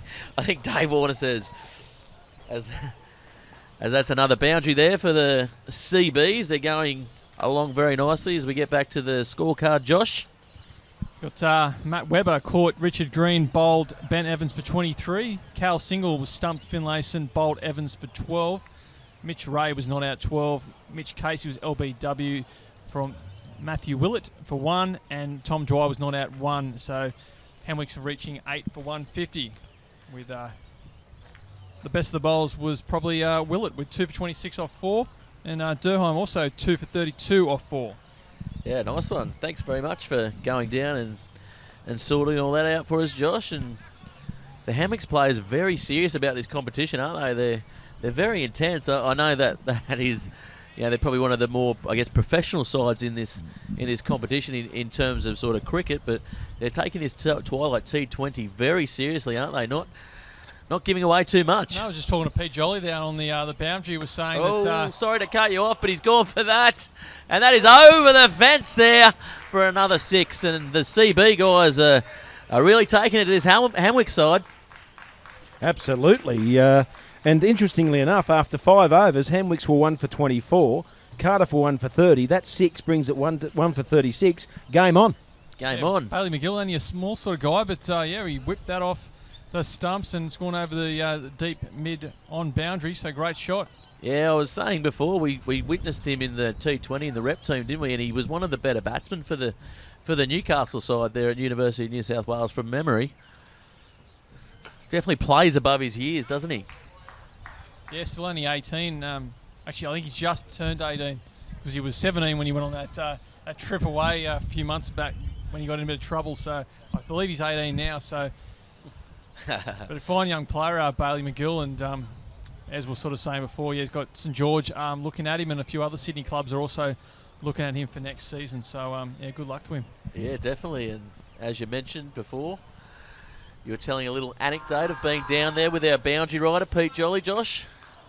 Oh yeah, he was saying that the Hamwicks boys have told him they're focusing on the game and their own performances, so they didn't want to do too many interviews today. So, taking it very seriously. And that's fair enough. That's why we're flexible here at Bar TV. And, of course, everyone tuning in around the country and in your pubs and clubs. So we're making big inroads everywhere around the state, certainly.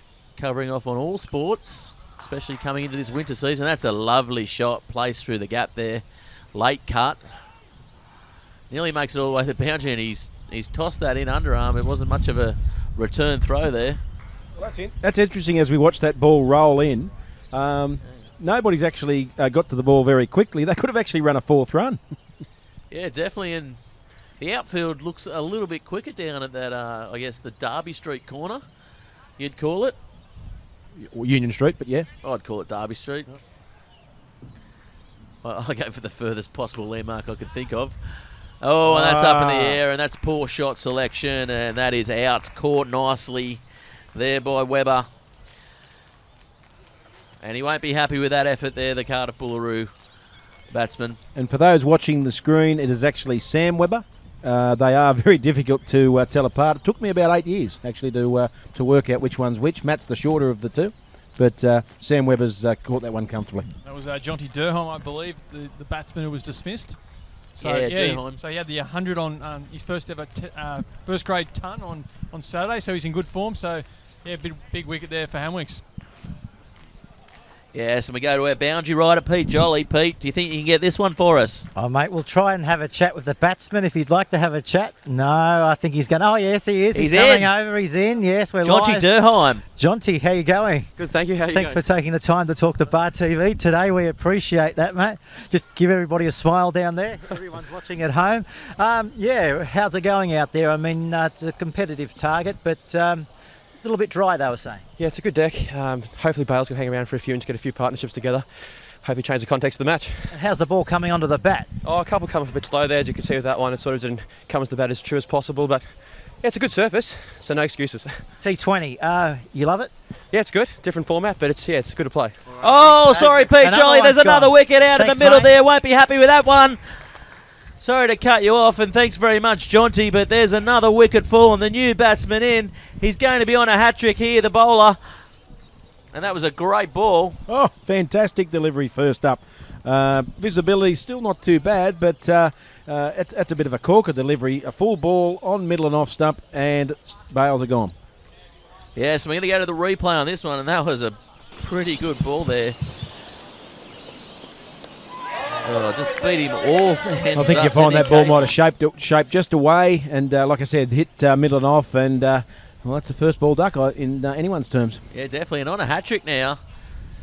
So, Pete Jolly, I'm doubting very highly that you're going to get this interview, but let's see how you go. No one likes a duck.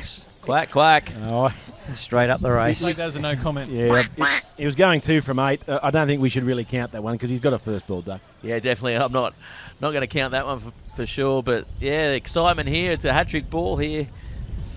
Is that our For sound? Casey, Is that our the sound? big man. Is that our sound effects mic It's a doing change that? of over, or is that though. your mouth? Is that our sound effects mic doing that, Gareth, or is that something that you've come up with yourself? No, that is our sound effects, Mike. I think We've that's got a everything Gareth here at Bar special. TV. I hear Frank Spencer's down on the boundary. Yes, he is. He's having a beautiful day down here with his little wife, Betty. But Frank doesn't see much cricket, but he's having an absolute blinder here today. Yeah, nice one. And we get all the exclusives here on Bar TV. Frank Spencer joining us, of course, in town for Phantom of the Opera. Change of bowler. And thanks very much, Pete Jolly, for all the exclusives, Bar TV. Excuse me, I'm not done yet. Frank Spencer's still here. Have you seen my wife, Betty? I haven't seen her since the 23rd over. The 23rd over in Actually, 2020 it's cricket. 2020. Obviously, Betty doesn't Frank see needs much. to stick to the opera. He will. See you soon. See you soon, mate. Ta-ta.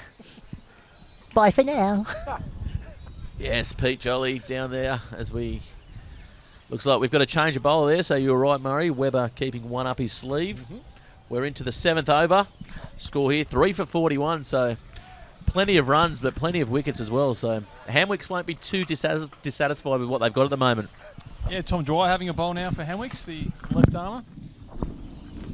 He probably was below his best at SCG Cup on Sunday, so see what he can back up with here today.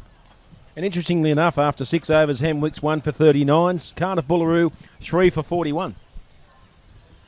Oh, and he's put that one pretty high.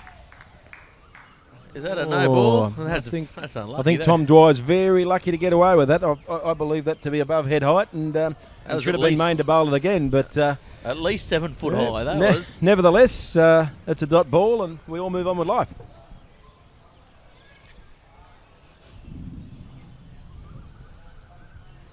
Oh, and he's hit that nicely into the gap, and that's going to go all the way to the boundary for another 4 here. So Cardiff-Boolaroo opening up here, and some good, strong hitting. I'll tell you what, Murray, this, if they can keep the wickets, this is going to be a pretty good game down to the wire here. Absolutely, they're certainly tracking with the Hamwicks side in terms of comparison rates. But you're dead right. The wickets in hand are going to be key at the business end.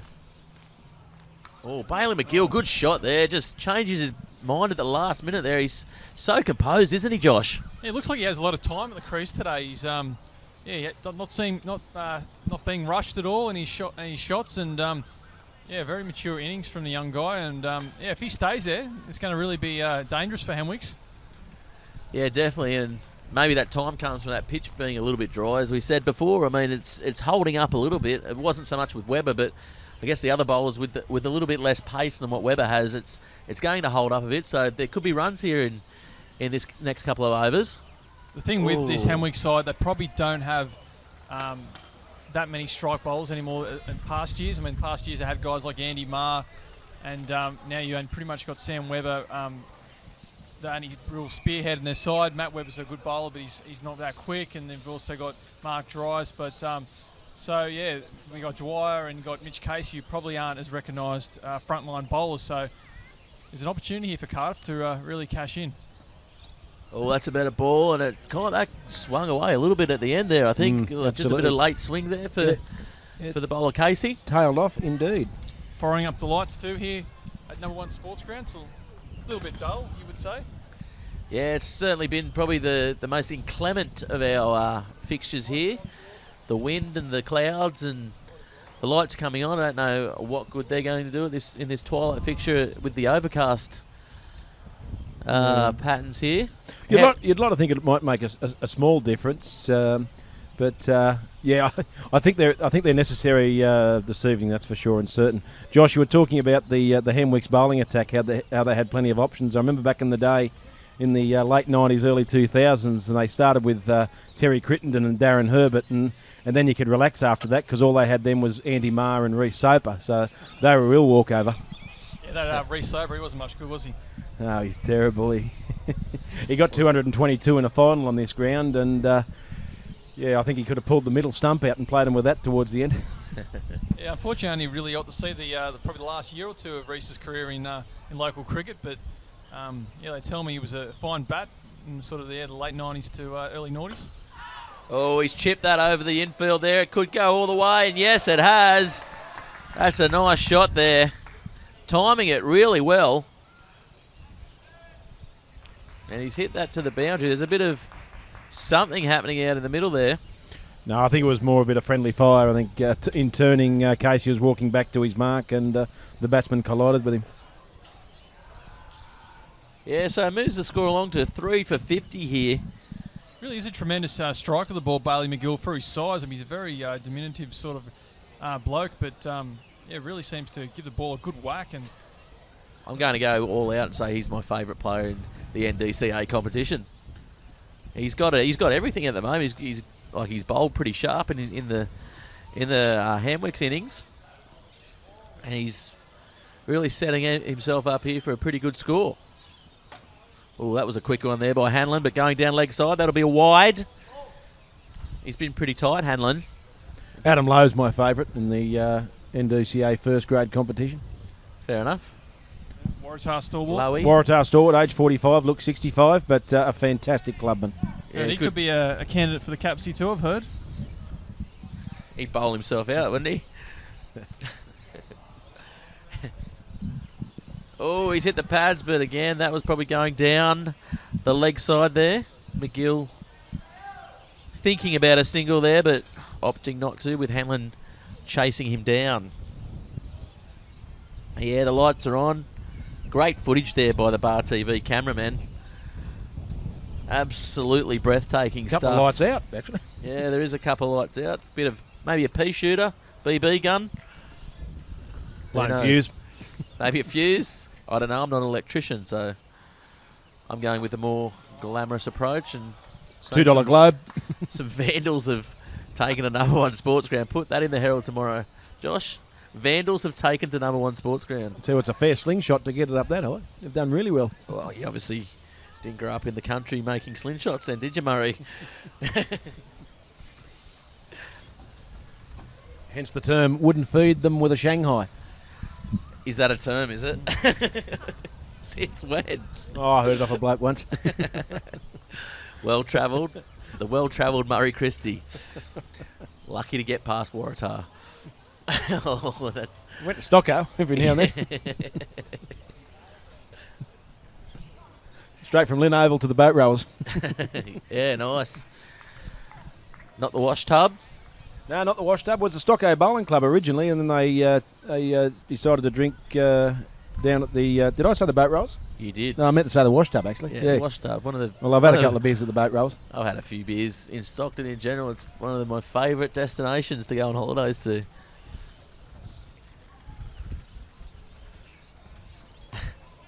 You only have to pack the car for one day. As the ball hit down the ground. You should have got the ferry across. Can't take your camping gear in the ferry, mate. Or your kids. They're likely to jump overboard.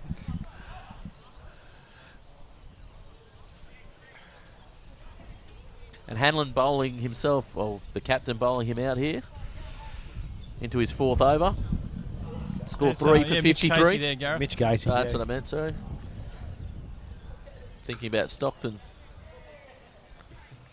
And the nor'easter, but I think you'll find Hanlon, you're close. He was number 10, whereas Mitch Casey's number 11. Yeah. And Obviously, I get my 10s and 11s mixed up quite frequently, don't I? Yeah. Now, Josh and I are right behind you. We're watching your back, mate. Good.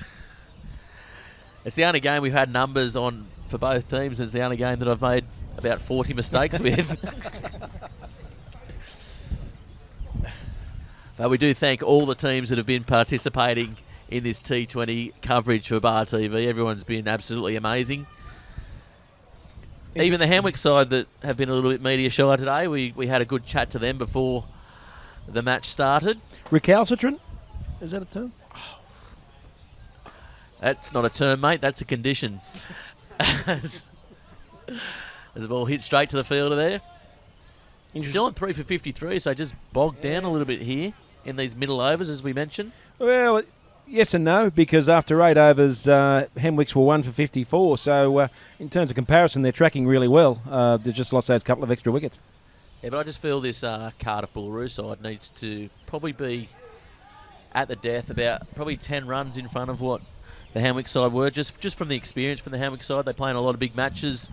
They probably need that clearance just to be competitive, I think, Murray. Well, actually, in the last 8, the short answer is yes. The slightly longer answer is in the last 5 overs, Hamwicks managed to amass 52 runs. So they were going at 10 and over at the back end. Oh, he's cut that nice and fine. There's a fielder coming around in Casey, the number 11. Good fielding there and good shot, actually. Good cricket all round, really, Gareth. Apart from, wasn't the greatest of deliveries, but yeah. Delivery just a little bit short, and he's prone to be doing this, but I mean, he has bowled a lot tighter in his second over, hasn't he? Indeed, he has tightened up. Although lucky to get away with a couple of wide balls in the first over.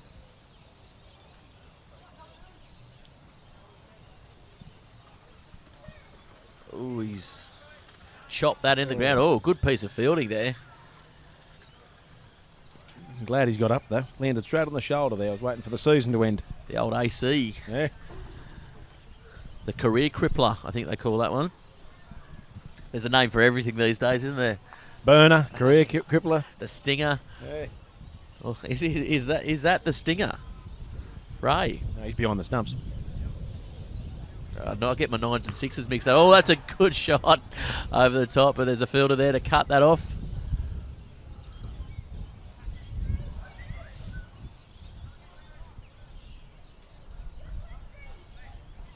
Definitely a few tweets coming in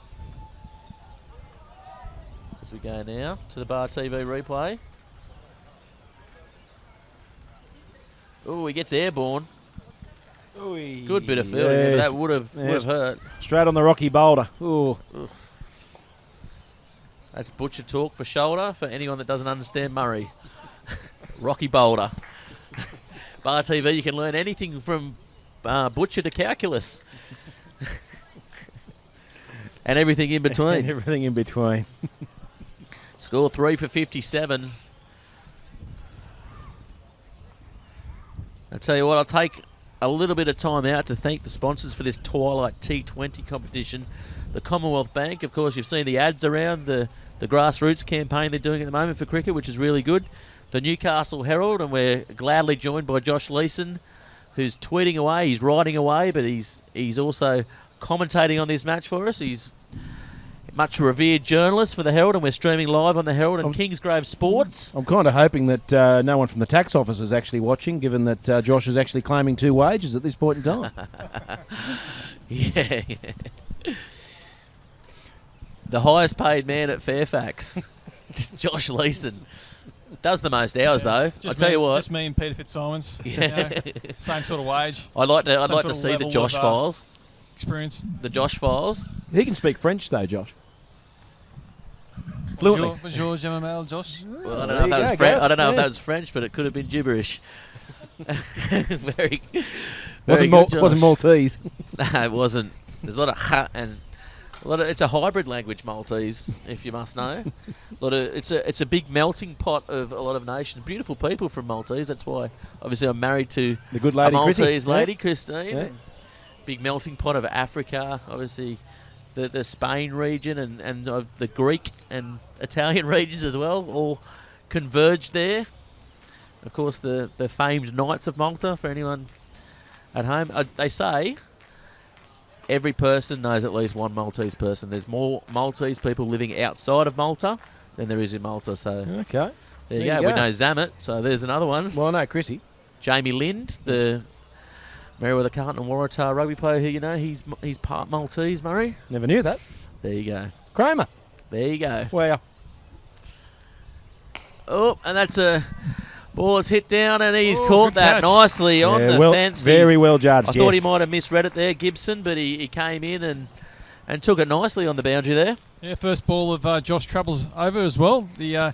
Mark Dries, I should say. Mark Dries has taken the breakthrough with a bit of captaincy there from Josh Trapple to bring on the veteran, and he's picked up the wicket of Bailey McGill. So Yes. big turning point for Cardiff because Bailey was looking great, and I really think they're going to struggle to get these runs now with Bailey back in the stands. Yeah, he's definitely been the form batsman for this Cardiff-Boolaroo side. Pete Jolly will flick to him, our boundary rider. If you can get Bailey McGill, he's a young kid. Obviously loves the camera, loves what Bar TV's doing.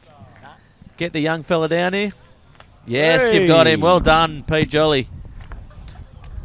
Ask him how his season's going, mate. How's your season going, mate? Oh yeah, not too bad. Yeah, we're going on a boy. The boys are good. Had a good freaking. I don't know. Yeah. So, what do you have to do now? I mean, you just got to keep the run rate up, but it's pretty challenging out there. Yeah, deck's a bit slow. It's holding up a bit, and they're bowling not too bad. They're bowling to their field and that, and yeah, we'll be right. Keep cruising along. Mate, Gareth was saying, what products do you use in your hair? Who? Oh, one of the commentators. You'd know him if you've seen him. No idea. I don't even wash it, mate. There you go, Gareth. There's the secret to beautiful, lustrous hair. Don't Not wash even it. washing it. That's it. I'll take that on board. Just salt water. I tell you what, his fan base is going to go up by about 100,000 Twitter followers. Bailey McGill, he's a man of the future, and we definitely thank him for talking to Bar TV, Peter, getting all the exclusives. He's one of the hottest young prospects in this Newcastle competition, Peter. So you got him first, mate. You better go introduce yourself to him.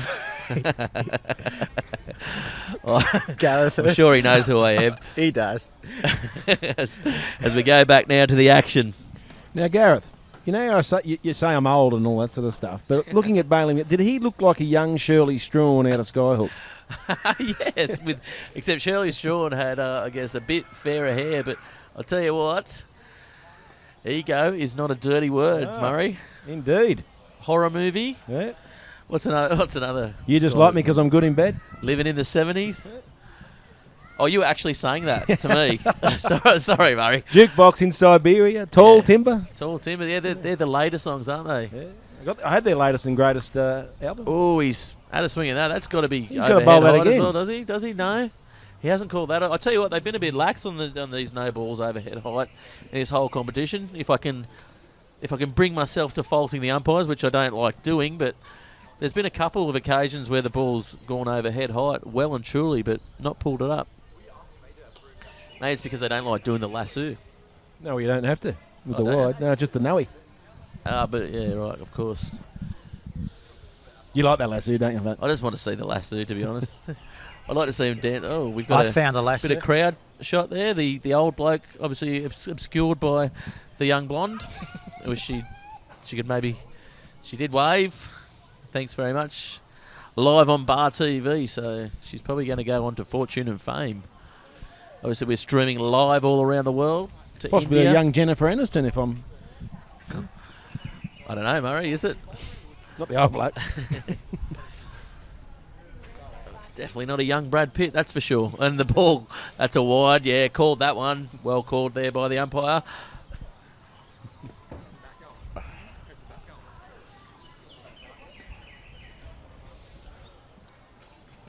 And that is unfortunate there. The score 4 for 61. So, yeah, really bogged down in these middle overs here. We're into our 10th over, so I think at about the same side. They were on about 75, were they? 2 for 70, Gareth. You're very close to the money, and we find Cardiff at 4 for 61. Yes. So 10 runs behind, I guess. 10 runs behind and 4 wickets down. Not so great. Yeah, a couple of boundaries needed here by this Cardiff-Boolaroo side. Going through the lineup, Josh who to come in from Cardiff is one of the big hitters. I guess it's something that they might need to put some people up the order just to get this run rate ticking over again. Well, we've still got Mark Finlayson to come. He's a fine young bat. Sorry, he's out. Liam Zammit, of course, he was an all-rounder at state level. He's out there now, so he can bat. And Richard Green at the other end is also a handy batsman. He's hit a few good shots today as well. So they're probably got to be the guys who have got to go on and really win this game for Cardiff. Jaden Parker's also handy enough with a bat too. But yeah, certainly I think these two are going to be the guys that have to get them home. Yeah, definitely. And looking at them, it doesn't look like they want to be running too many singles and twos. They want to be hitting boundaries. Well, that's a good shot. That's a jump shot. He got airborne there, and he slapped it over the top. He's leapt in the delivery, but the thing is, with this slower outfield, because of the recent rain that we've had, I guess they still need to find them. They still need to put pressure on the fielding side. It's all well and fine to hit the loose ball for 4 or 6, but they don't come all that often. Particularly with a side that we talked about Hamwicks being the benchmark, so they really have to put a lot of pressure on. Yeah, they're missing probably their best bat today too. Cardiff without the captain Daniel Marr, so he's a big loss for them, and also Steve Bradbury, one of their also sort of their veteran openers, is also not there today as well. So another big loss. Yeah, definitely a dissettled team, the Cardiff-Boolaroo side. But the field here set by the Hamwicks it's definitely a defensive type field, just looking to stem, I guess, any runs they can, and really strangling this Cardiff-Boolaroo side at the moment, aren't they, Murray? They are indeed, and this is where bat to ball, turning ones into twos, and then picking up the odd boundary. But I think, as Josh alluded to, these blokes actually hold the key. So in terms of risk taking and what have you, I don't know if they can take too many risks. Yeah, so I guess with about 5 overs to go, where would you like to see the score be? Both of you guys. Well, for mine, probably, given that they're now 4 down, that they really don't want to lose another wicket, you'd probably want to see them around the 105, 110 mark after 15, yeah. And Josh, what yeah, I agree. I think they've really got to be ahead of where Hamwicks were in the scoring, because I don't think they're going to be able to finish with the flurry that Hamwicks did. So, yeah, really probably at 105, maybe even 110. That's going to help them a lot there. Yeah, look at the lucky 4 there for Cardiff. Draw shot. Little French cut. Well, it's a classic, really, isn't it? The French cut. It's a classic T20 shot. It's what everyone's looking to play. That and the wheel and the spin and the ramp. What about some of those shots the other day that A.B. de Villiers hit? The fastest ever one-day century over against the West Indies. What a freak. He really is in a class of his own at the moment, A.B. de Villiers, and for that reason, I think South Africa are going to be very hard to hold out. They've got bouncy Australian wickets. They've got Morne Morkel that bowls heat, and his tall timber, Dale Steyn. He's been a bit off, I guess, the last few months, I think, but he's a big match player, so to speak, isn't he? They would have to be the favourites. I mean, the market will come up with Australia as favourites because we're Australian people betting on the World Cup, but South Africa will be very hard to hold out. I hate to say it, but New Zealand's my smoky for the tournament. Yeah, I agree too. I think, I think New Zealand are going to be a huge chance, but also, I probably would say South Africa or Australia are my 2 favourites at this point. I think, de Villiers, Hamish Amla, and Faf du Plessis are all gun bats at the moment, so they're going to be tough. Yeah, well, for the New Zealand side, I heard that Kane Williamson or Kane Richardson. Williamson. Yeah. Williamson is, yeah. He has more hundreds at his age than Ricky Ponting did. Wow. There's only a few players to beat him to it. And again, I find myself sitting in this commentary box amazed by the wealth of knowledge that you have, Gareth. No, it's just more due to the spare time I have, I think. Oh, here we go. Oh, and that's a wicket there. He's put the bat out of that. That's a wicket they didn't need to, I guess, succumb to there, the Cardiff-Boolaroo side. Searching for words there, like he was searching for the ball and a little bit dismayed. Yeah, and I guess going by what Josh Leeson was alluding to, could this be the ball game?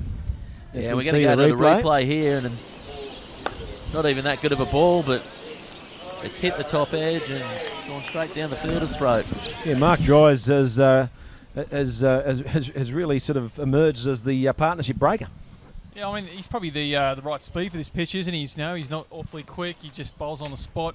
With this slowish pitch, it's probably ideal and pretty hard to get away, especially when the Cardiff really need to hit 4s and 6s at the moment. So he's not that no pace coming onto the bat makes it hard. Yes, definitely, and the batter not choosing to speak to Pete Jolly, our boundary rider at the moment. So Pete, how's the weather looking down there? It's a bit blowy down here. It's certainly picked up in the last 5-6 minutes, but just looking at the satellite, the rain radar, nowhere to be seen over the number 1 sports ground, so that's good because we haven't got long to go, have we? We're into our 12th over at the moment. Score 5 for 68. Thanks again for the updates, Pete. Doing a bang-up job down on the boundary.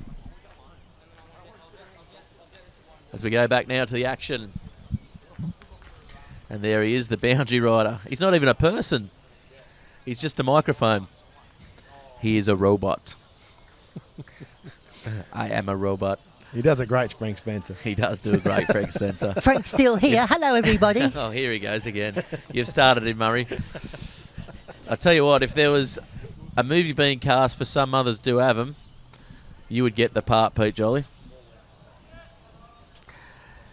As we go back now to the scores, 5 for 69.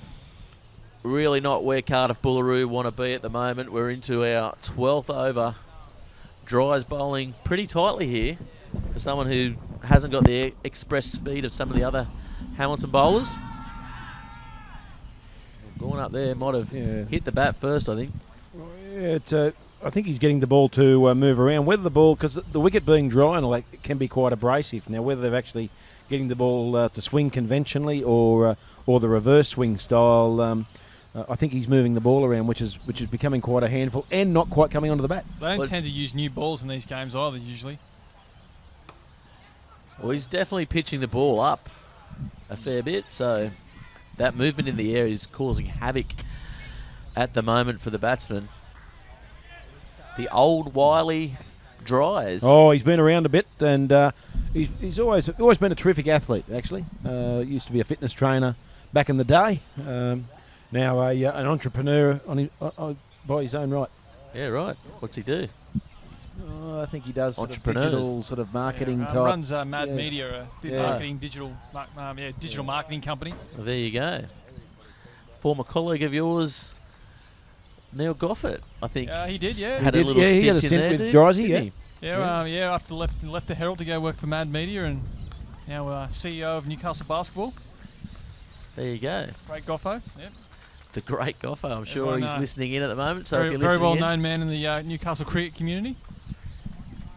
Oh, he's walked across the stump there and hooked that around the corner. That's a terrific pull shot from Richard Green, and just what Cardiff-Boolaroo needed. Although, by the looks of things, as the run rate increases, possibly a few more of those is required. Yeah, he stepped across the wicket there to make advantage, I guess, of that short boundary. And he's tried again. He's stepped across again. He's bowling to his offside here. And I guess it's fair to say that Richard Green has made his intentions known. We find ourselves with a fine leg and a wide-ish deep mid-on. And looking at that shot, that was going over the vacant deep wicket area. As he comes in again. Oh, he's gone. He's got a thick edge over the top, but third man's going to come around and cut that one off. So, yeah, he knows he has to pick up the run rate here. Lagging behind by about 10 runs and over from my reckoning. No, that's fair to say.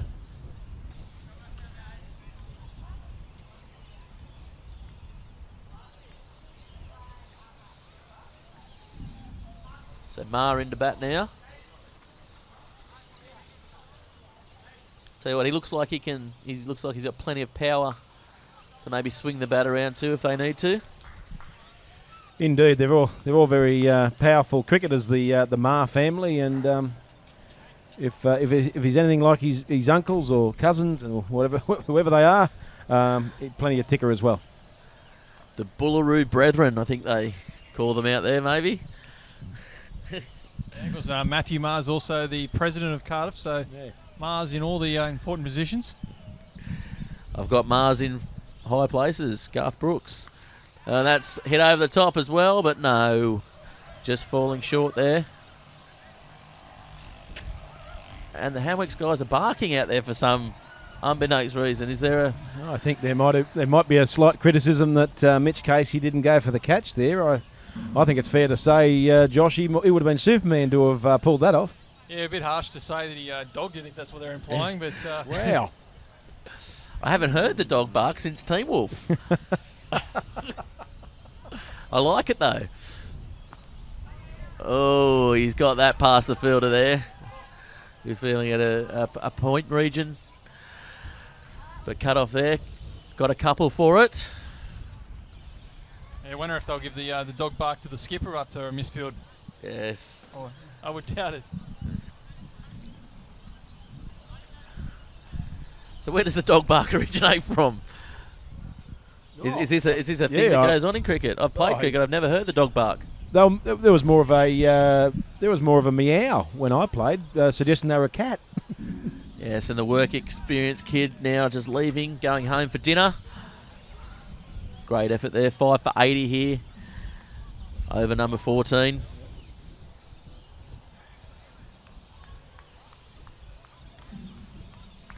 It's fair to say, Gareth, they're an over behind, because the over before that, Hamwicks, by comparison, were 3 for 81.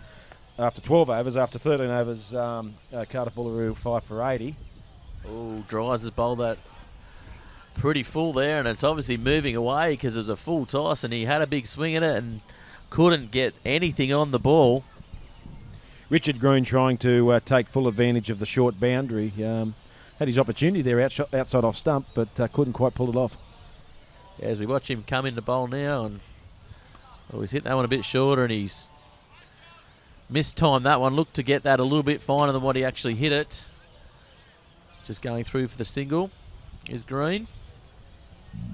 Really has been a fantastic spell today from Mark Drives. He's really dried up the runs, for a little pun there. And he's just the perfect pace for this wicket. I think he's just slow, does a little bit with the ball. He's very hard to get away. Can that be the heading in the Herald tomorrow? Mark dries up the runs. That could be for the lake. Maybe. I'll be looking for a new job if I toss that up, I think. You allowed to do the headlines though, Josh? No, they don't let me do the headlines, but... You just make them. And again, flicked off the pads. You just create them. When Neil Goffett, we were just talking about Goffett before, used to call the game, and I remember a time he was actually sharing a place with Simon Moore, around the time that Simon Moore was suspended from the great game, and there was this big headline. Couldn't have got the headline any bigger. Moore banned, and obviously Morey rang up Goffo and said, "Could you get a bigger headline?" And Goffo had to say that I don't do the headlines.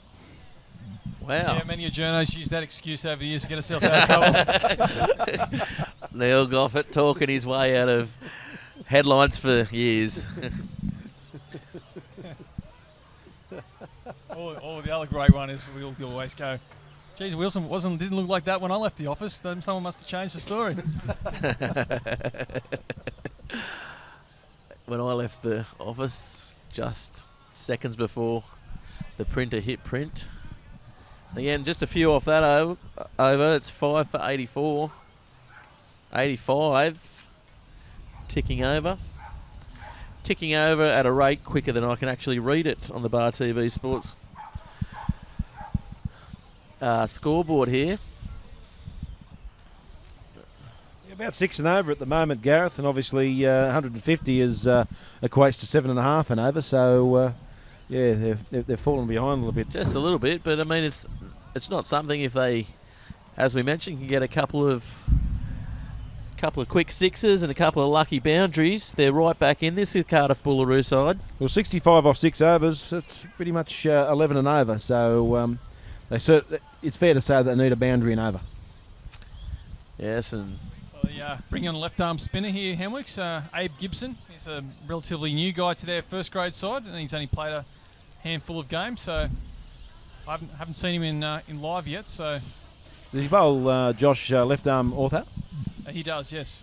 Yeah, so he's turned the ball away from the right-handed batsman because naturally enough, Richard Green and Lee Maher will be probably aiming for the short boundary. So watch this space. Mitch Ray needs to keep his thinking cap on because he could pick up a stumping. oh, he's gone for it too. He's found the gap and it's gone all the way to the fence for 4, and Green will be happy with that start from the over. First ball of the over, the loosener goes for 4. It wouldn't surprise me to see Hamwick, similar to the end of Cardiff-Boolaroo's innings, really plug up that short boundary and bring a player across from the offside, but they haven't done anything as yet. Well, they got 3 men out there, so the plug's half there, and he's gone for it again. Fielder coming around, and he takes it nicely, and he just chanced his arm. Probably too much there. He probably could have gone. Maybe there's gaps all around the field. And they try, as you mentioned, they tried to plug it up there, and the fielder catches that. No questions asked. Yeah, and I think it's fair to say that Richard Green, we talked about they need at least a boundary and over. Richard went to the well for a second time, and it didn't come off for him, but you really can't blame him. Well. There's no more water in the well, is there? Is that Ding Dong Dell or whatever it is? No. Oh, it's the cat. That's the pussies in the well. That's Bonnie right. Raitt.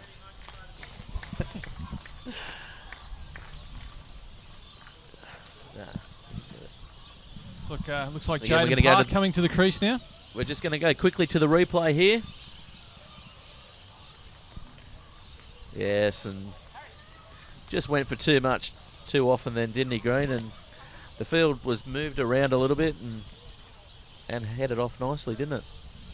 Yeah, and fantastic camera work there by Chardon. And, well, I guess it's just part and parcel of the Bar TV coverage. That's right, if you are listening in. Maybe a guessing game on what this score's going to end up for the Cardiff-Boolaroo as he gets a nice little quick single. Probably get 2 here if they push it. Yes, he will. Maher, and he's going to be close. Ooh. Just not finding the gloves there. Good running, good pressure. If it reaches Ray on the full, it's probably curtains, but good cricket all round. Really got to lift the run rate here, Cardiff. I think now Abe Gibson is only a young spinner. He hasn't played too many games, so they've really got to go after him, I think, and put him under the pump. Yeah, they are protecting, though, as we mentioned, the leg side boundary. Oh, he's made himself a bit of room there, but not quite getting the bat on ball that he wanted to. I think he was looking to maybe hit that over the top and changing his mind at the last minute there. So, yeah, I think Abe Gibson could see Lee Maher coming and sort of changed his line a little bit, pushed it sort of further to outside off stump. yes, they're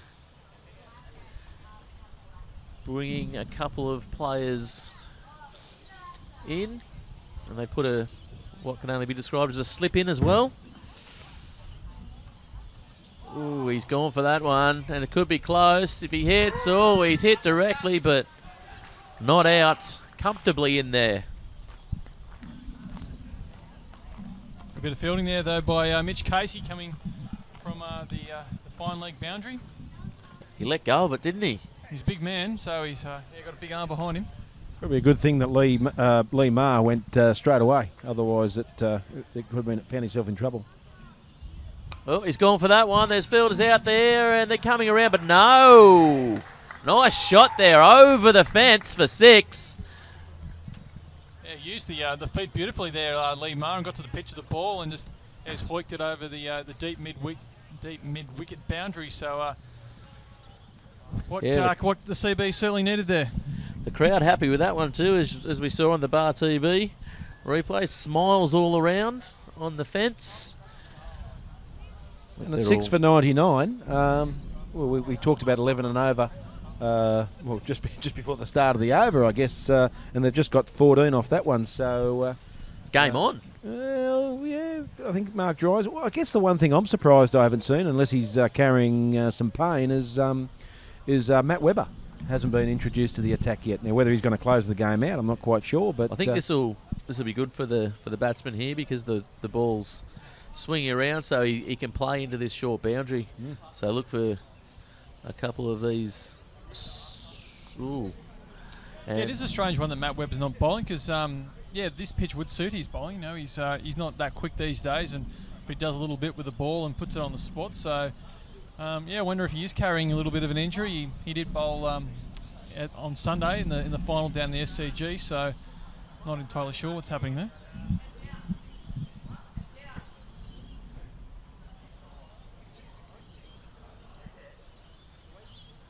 Oh, he's flicked that off the pads, but no, just falling short. Oh, the fielder down there. Underarmed in. So, yes, I maybe think Webber is sore if he's underarming. Yeah, well, interestingly enough, that's about the third or fourth time I've seen him underarm the ball, and I haven't seen an overarm throw on his part, so you could be right. Maybe he just saw you in the warm-up, Murray. I thought, well, maybe I should just underarm it if I look like Murray Christie.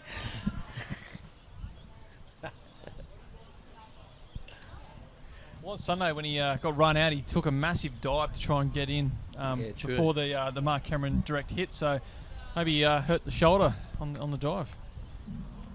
Oh, it's short and I don't know. He's thrown it in again, underarm. So they probably could have gone for two on that one if they were sharp about it. They've really got to put the pressure on, and they spot him in the field and go from there. A couple of wayward balls there from Mark Dries, and they haven't really put them away. Cardiff only picking up the singles. Probably need to find a boundary or at least a two. Oh, he's gone for that one, but not quite getting the bat on it that he wanted. Mistimed it. And they've got to run off every ball, and at the end of this over, if they go to run a ball, they just took 14 off the previous over. That's actually 20 off the last two. We talk about 11 and over. They're almost sort of on that rate. Did you keep up with that?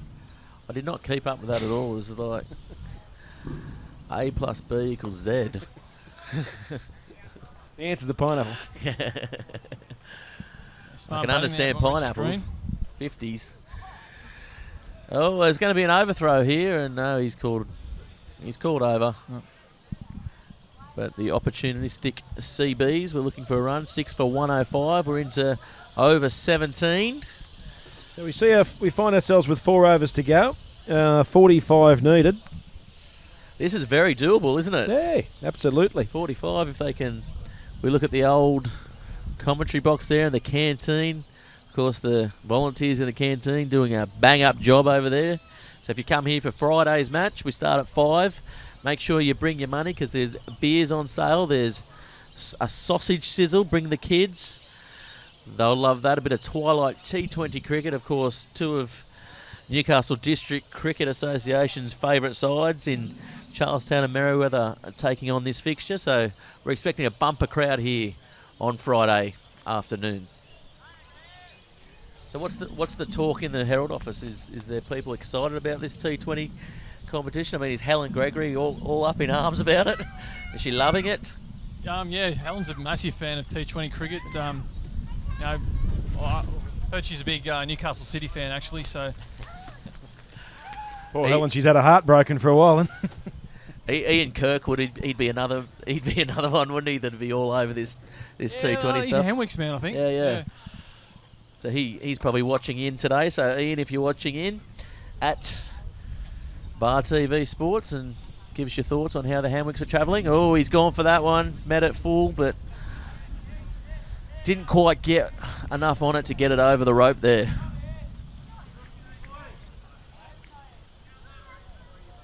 And look, the young kids are out in force. There's a kid climbing the fence. Someone's parents aren't doing all right. Was climbing the fence to get away or coming in? I don't know. I think he's getting chased. I think he might have stole something from the canteen. Oh, he's gone for that one. There's a man out there. He's coming around. Oh, he's just mistimed and it's bounced over him, so they'll get a couple for that. And again, if they keep getting a couple, They're going to be right in this at the end. I think it's important, a boundary and over, but those ones and twos and could make it interesting. You need all of a sudden, you need a dozen off the last over, and well, who knows what might happen. But 6 wickets down. Yeah, I just think that the Cardiff boys will wish they had a couple of wickets in hand. Yeah, definitely, especially if they are going to throw the batter in. And Chappell here moving his field around. He's playing mind games. Oh, he's gone for that one, and it's out, and it's going, and he's just pulled up short. It's stopped dead in its tracks. On any other day, it would have gone for 4, so they'll be unhappy with that one as they get a couple more. I will say that's a big hit out that neck of the woods. Yeah, he timed that well, didn't he, Jaden Park? He's looked good here. If they can just keep it going, Cardiff, they might be game on. Oh, he's gone for that one too. There's a man down there. It looks like it's going to be caught. And yes, it is. Nice catch out on the boundary. It went up very, very high. And as you mentioned, it's the long boundary down there. So did well to get under that nicely and timed it well. And unfortunately there, another wicket down. 7 for 110. Yeah, that's the pressure of T20 cricket. It forces you into those sort of shots. And yeah, Cardiff really had to go for it, and unfortunately they picked out the fielder and another costly wicket with Jaden Park heading off, but it's going to be tough now. Actually, my apologies, that wasn't Jaden Park. Jaden Park's coming to the crease now. So, but anyway, there's still hope for Cardiff because he can bat.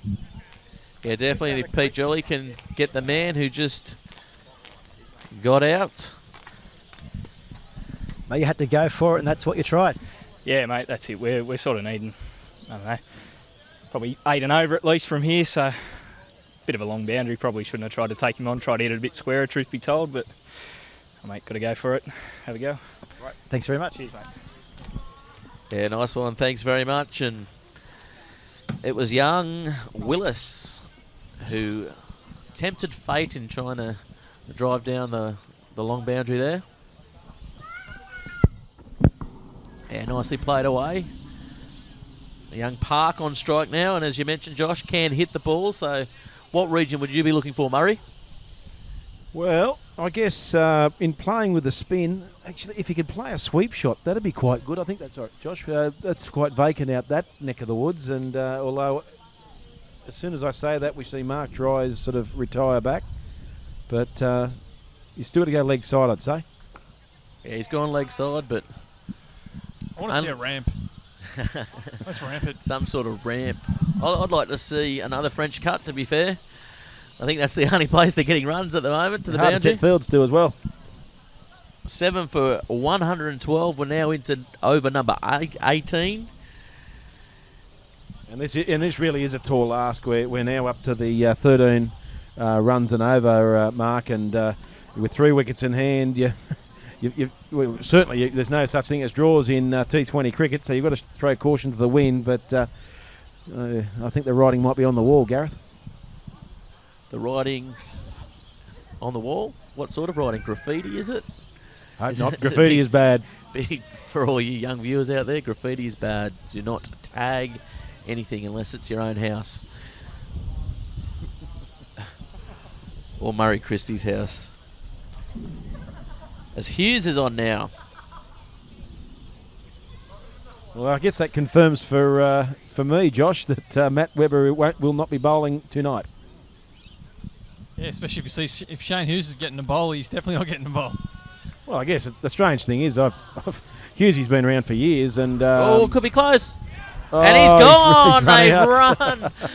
They've run 2 and chanced the arm, and as casual as you like, Hughes just underarm flicked it onto the stumps, and he was caught well out of his ground there, and he'll be unhappy with that one. Cool as a cucumber, and fantastic work by Shane Hughes. I was just about to say that usually Hughesy has to line up in the nets before it's his turn to bowl, and yet we see him bowling in a first-grade game. But anyway, the damage is done, and Cardiff-Boolaroo find themselves at 8 for 112, and I think that big lady's starting to sing. The overbearing lady. As we go down now to our boundary rider, Pete Jolly. Can we have a quick chat? No, he's not happy. Not happy. He's not happy at all. He's thrown away his wicket and he's not happy at all. And Pete Jolly, a man who people usually warm to and can come to him with open arms, is just not getting any luck for Bar TV today, but doing a bang-up job down there anyway. in his boardies. I just don't want Pete to think he's a failure, like he's what do they call him? It's, not pseudonym. I don't know. Alias, Frank Spencer. alias. Yeah, yeah. Yes. Oh, here we go. Here's the run out. And I'll give Pete Jolly the right to respond to Murray Christie here, and he's hit that hard over the top, and he's coming round and he's caught. Wow. Shane Hughes, game breaker. Yes, he's come on, and I'll tell you what, who is Webber? That's what everyone in the crowd is saying. Who is this Hughes? And do we need Webber anymore? Well, I guess don't know how to respond to that, but well, I guess all you could do is take wickets, and he's figured in a run out, and the next ball's been caught in the deep. So Team good luck to him. Team hat-trick. Team hat-trick here. I've got an idea how we can have a chat to these players. Next time we might put the camera near the race. What do you reckon? Mate, we're on Bar TV. No, he doesn't care. Yes, he does. Yeah, they said come over and chat. He's out. He's out. Oh, unbelievable that. Unbelievable. It's all happening down there on the boundary with Pete Jolly. He put his thumb up. I thought we were in. He put his thumb up, but I tell you what, it's hard to get that middle finger up in those gloves, Pete.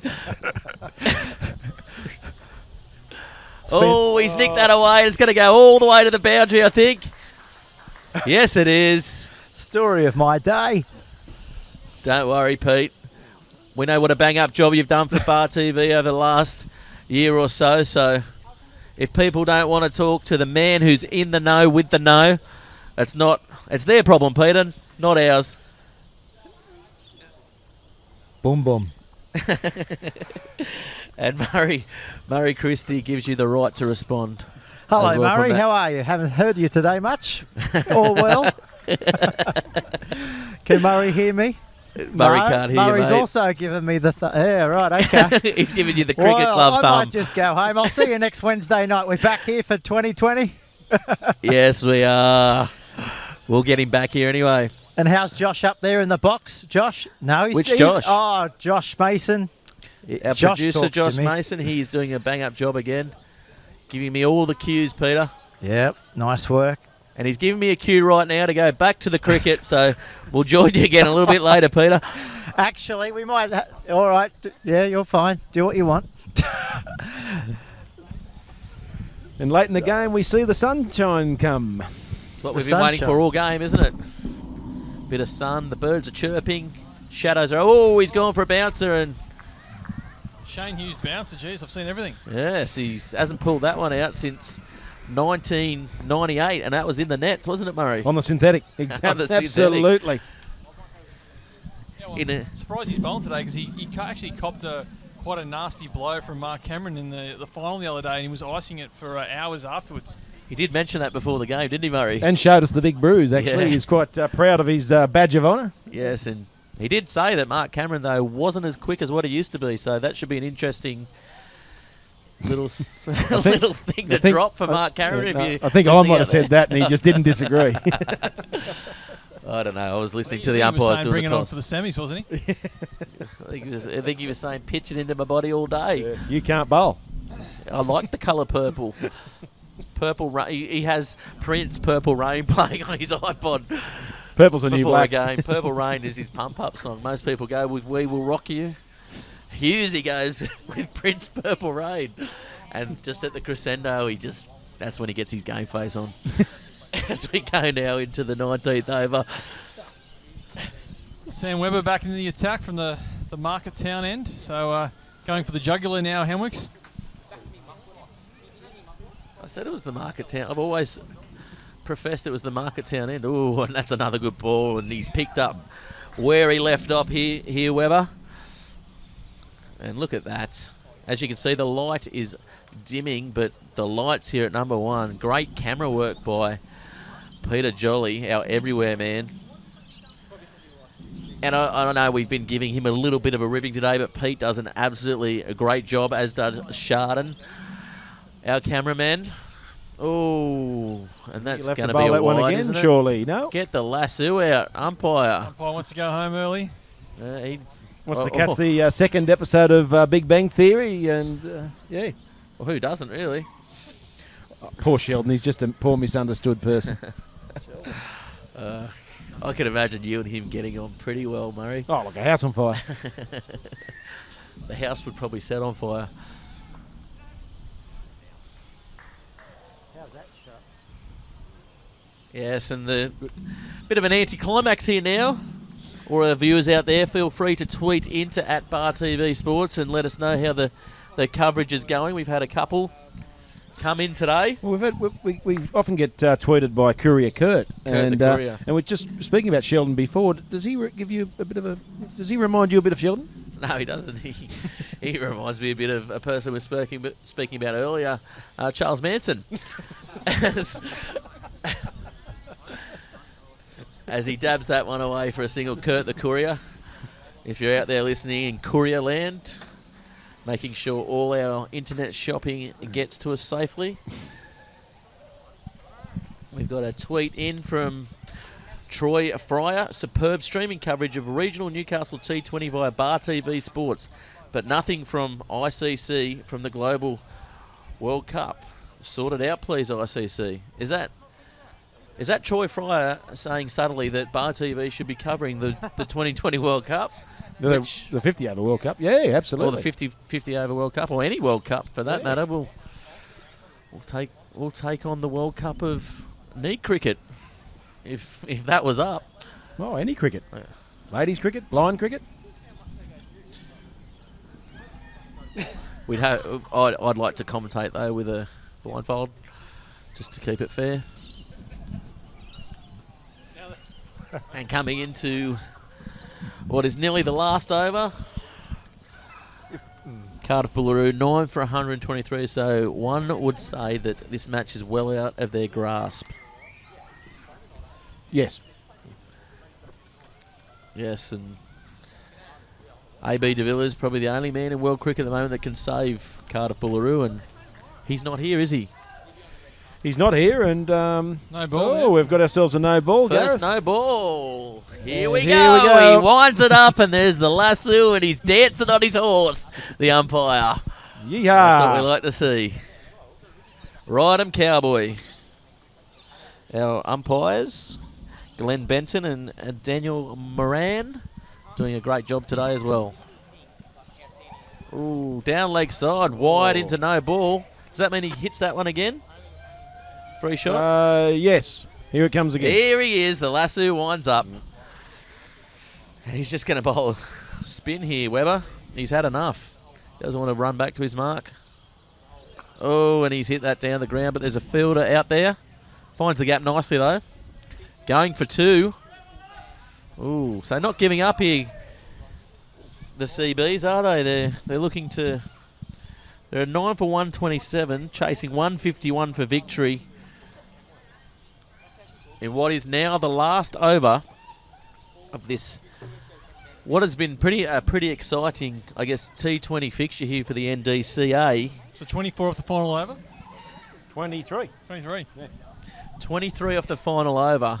I'll tell you what, let's hope they make a game of it and get their bats swinging, everybody, because I'm pumped for this last over. What about you guys?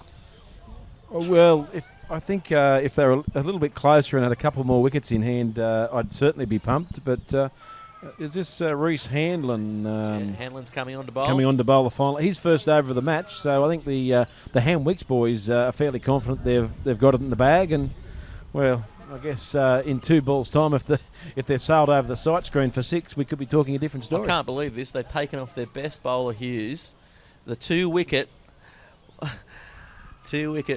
taker. Oh, he's gone for that one. He's found the right area. It's going to pull up, though, with that slow outfield, unfortunately. But they're going to run 3, yes. So off to 3. So 20 more runs to get here. 5 boundaries. We'll get them home. 5 boundaries, 5 fours. Can they do it? He's certainly picking the right area. He just needs to get a bit more bat on it. But as I mentioned, Hughes taking 2 wickets in his last over and been hooked by the captain. Well, Reece Handlin's never. I've never seen him bowl before in first grade cricket, so a little bit of cockiness maybe coming in from the Hamwicks boys, but they're probably allowed to. But a couple of 4s would have been nice to see, to sort of potentially see it backfire and make it down to that last 2 balls. 6 runs off the last 2 balls would have been good, but looking more and more unlikely as it progresses. Oh, he swung at that one, and Hanlon has proved the doubters wrong up in the commentary box, and he's put through a swift delivery. And I heard the thud into the wicket-keeper's gloves then, and I'll tell you what, Hughes and Hanlon, the 2 unsung heroes in this match, maybe. Oh, he's gone for that one, and And there's your ball game. mistimed it, and that will be the ball game, I guess. As they all out now for 131. A gallant run chase, a valiant run chase, Murray. As we say goodbye to Josh Leeson, who's going down to get all his Newcastle Herald interviews. Thanks, boys. I'll catch you maybe Friday. Thanks very much, Cheers, Josh, for all your help and all your support from the Newcastle Herald, of course, one of the major sponsors now. Talking to Murray, were they ever any chance after the first couple of overs with those wickets going down early, Murray? Oh, indeed, they were a chance. But I think you'll find, Gareth, that Cardiff will rule that period between sort of overs. I get that too, by the way. Cardiff-Boolaroo. Oh, yeah, Boolaroo. Yes, Boom. excellent. I didn't even know that. I thought you meant it. But the overs between sort of like overs 5 and 10. That's where the Hamwicks boys started to sort of build some momentum. In that time, Cardiff lost a few wickets. They kept up with the run rate during that time, but lost crucial wickets, and that was unfortunate. Yes, definitely. And Pete Jolly, our man on the boundary, looking to maybe get one of the captains here, maybe try and get the Hamwicks captain, Trapple, wearing the number 6 jumper today, jersey, cricket white. You can't really call it a white, can you? As he comes off the field now, let's hope Pete Jolly can get a exclusive with the captain as he's going over. And I'll tell you what, a very good captaincy and very good concentration throughout the game. We go now to Pete Jolly, who's with the captain, Trapple. Mate, the guys just gave you a big rap with your captaincy today. How was it? It's easy to captain with a side like that, mate. When you get bowlers that bowl to your plans, it's pretty easy to set field. So I'm pretty happy the way they bowled today, so it's good. Yeah. I mean, it was an all-round team performance today. I mean, if you had to, pick a few players out, who would you go for? Oh, Sam and Matty, obviously. Matt bowled batted well, put a couple on the board there, and stingers at the end. Sam bowled well, Tommy Hall bowlers bowled well, Mitch Casey opened the bowl and bowled well, got 3 or 4 for, I think. So, can't ask for much more than you with your bowlers for that, so it was good. We were talking about the concept of T20. Obviously, it's here to stay. Oh, yeah, it's good. Especially these midweek games with the lights and that. Adds a little bit more excitement to the competition. Yeah, and, you got to back up on the weekend. Doesn't it affect you guys at all? Nah, not at all. With these boys, they love playing 2020 cricket. They love getting out there and throwing the front leg out and hit the ball. So it's good. We have a laugh, and which is good, and we enjoy it. So. Well, thanks for joining us. Thanks, mate. Yeah, thanks very much, Pete. Another great interview there. The captain, Josh Trapple, one of the stars of this Hamwicks side, this nearly all-conquering Hamwicks side. And as we leave you today, Pete Jolly, we thank everyone who's tuned in for this Twilight T20 fixture for the NDCA. And, of course, we thank our sponsors, the Commonwealth Bank, the Newcastle Herald, Kingsgrove Sports, South. And, of course, we will be here again live at 5 on Friday afternoon with Charlestown versus the all-conquering SCG Cup winning team, Merriweather. Thanks very much for tuning in to Bar TV. I've been Gareth Wazick, and we'll see you again on Friday.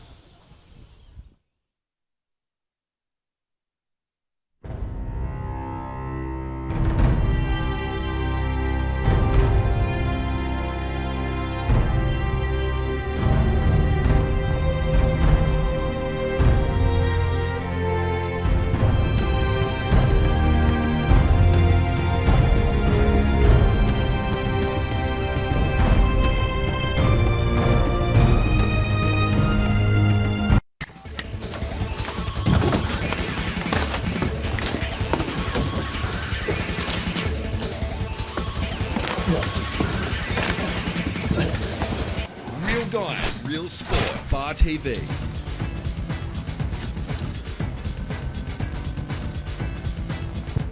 Doc's Pharmacies were established in 1988. We've been serving the Novocastrian community for over 25 years. Doc's Mega Save Chemist is the only chemist in Newcastle open 16 hours a day. We open from 8 a.m. in the morning till midnight, 7 days a week. We have 3 full-time pharmacists employed, plus we have 2 intern pharmacists. So there's always more than one pharmacist here to answer any questions that you may have. We have over 16,000 lines in stock at any one time, so we have a huge range of products always available. Within a 5-kilometre radius, we have a free delivery service. We offer free personal health checks, prescription reminder services. We do free blood pressure checks every day. We've got the widest range of stock, and anything we don't have, we can get for you the next day. For more information on any of the services that we offer, please visit our website or like us on Facebook. Doc's Mega Save Chemist is on the ground floor in Market Town Shopping Centre next to Woolworths.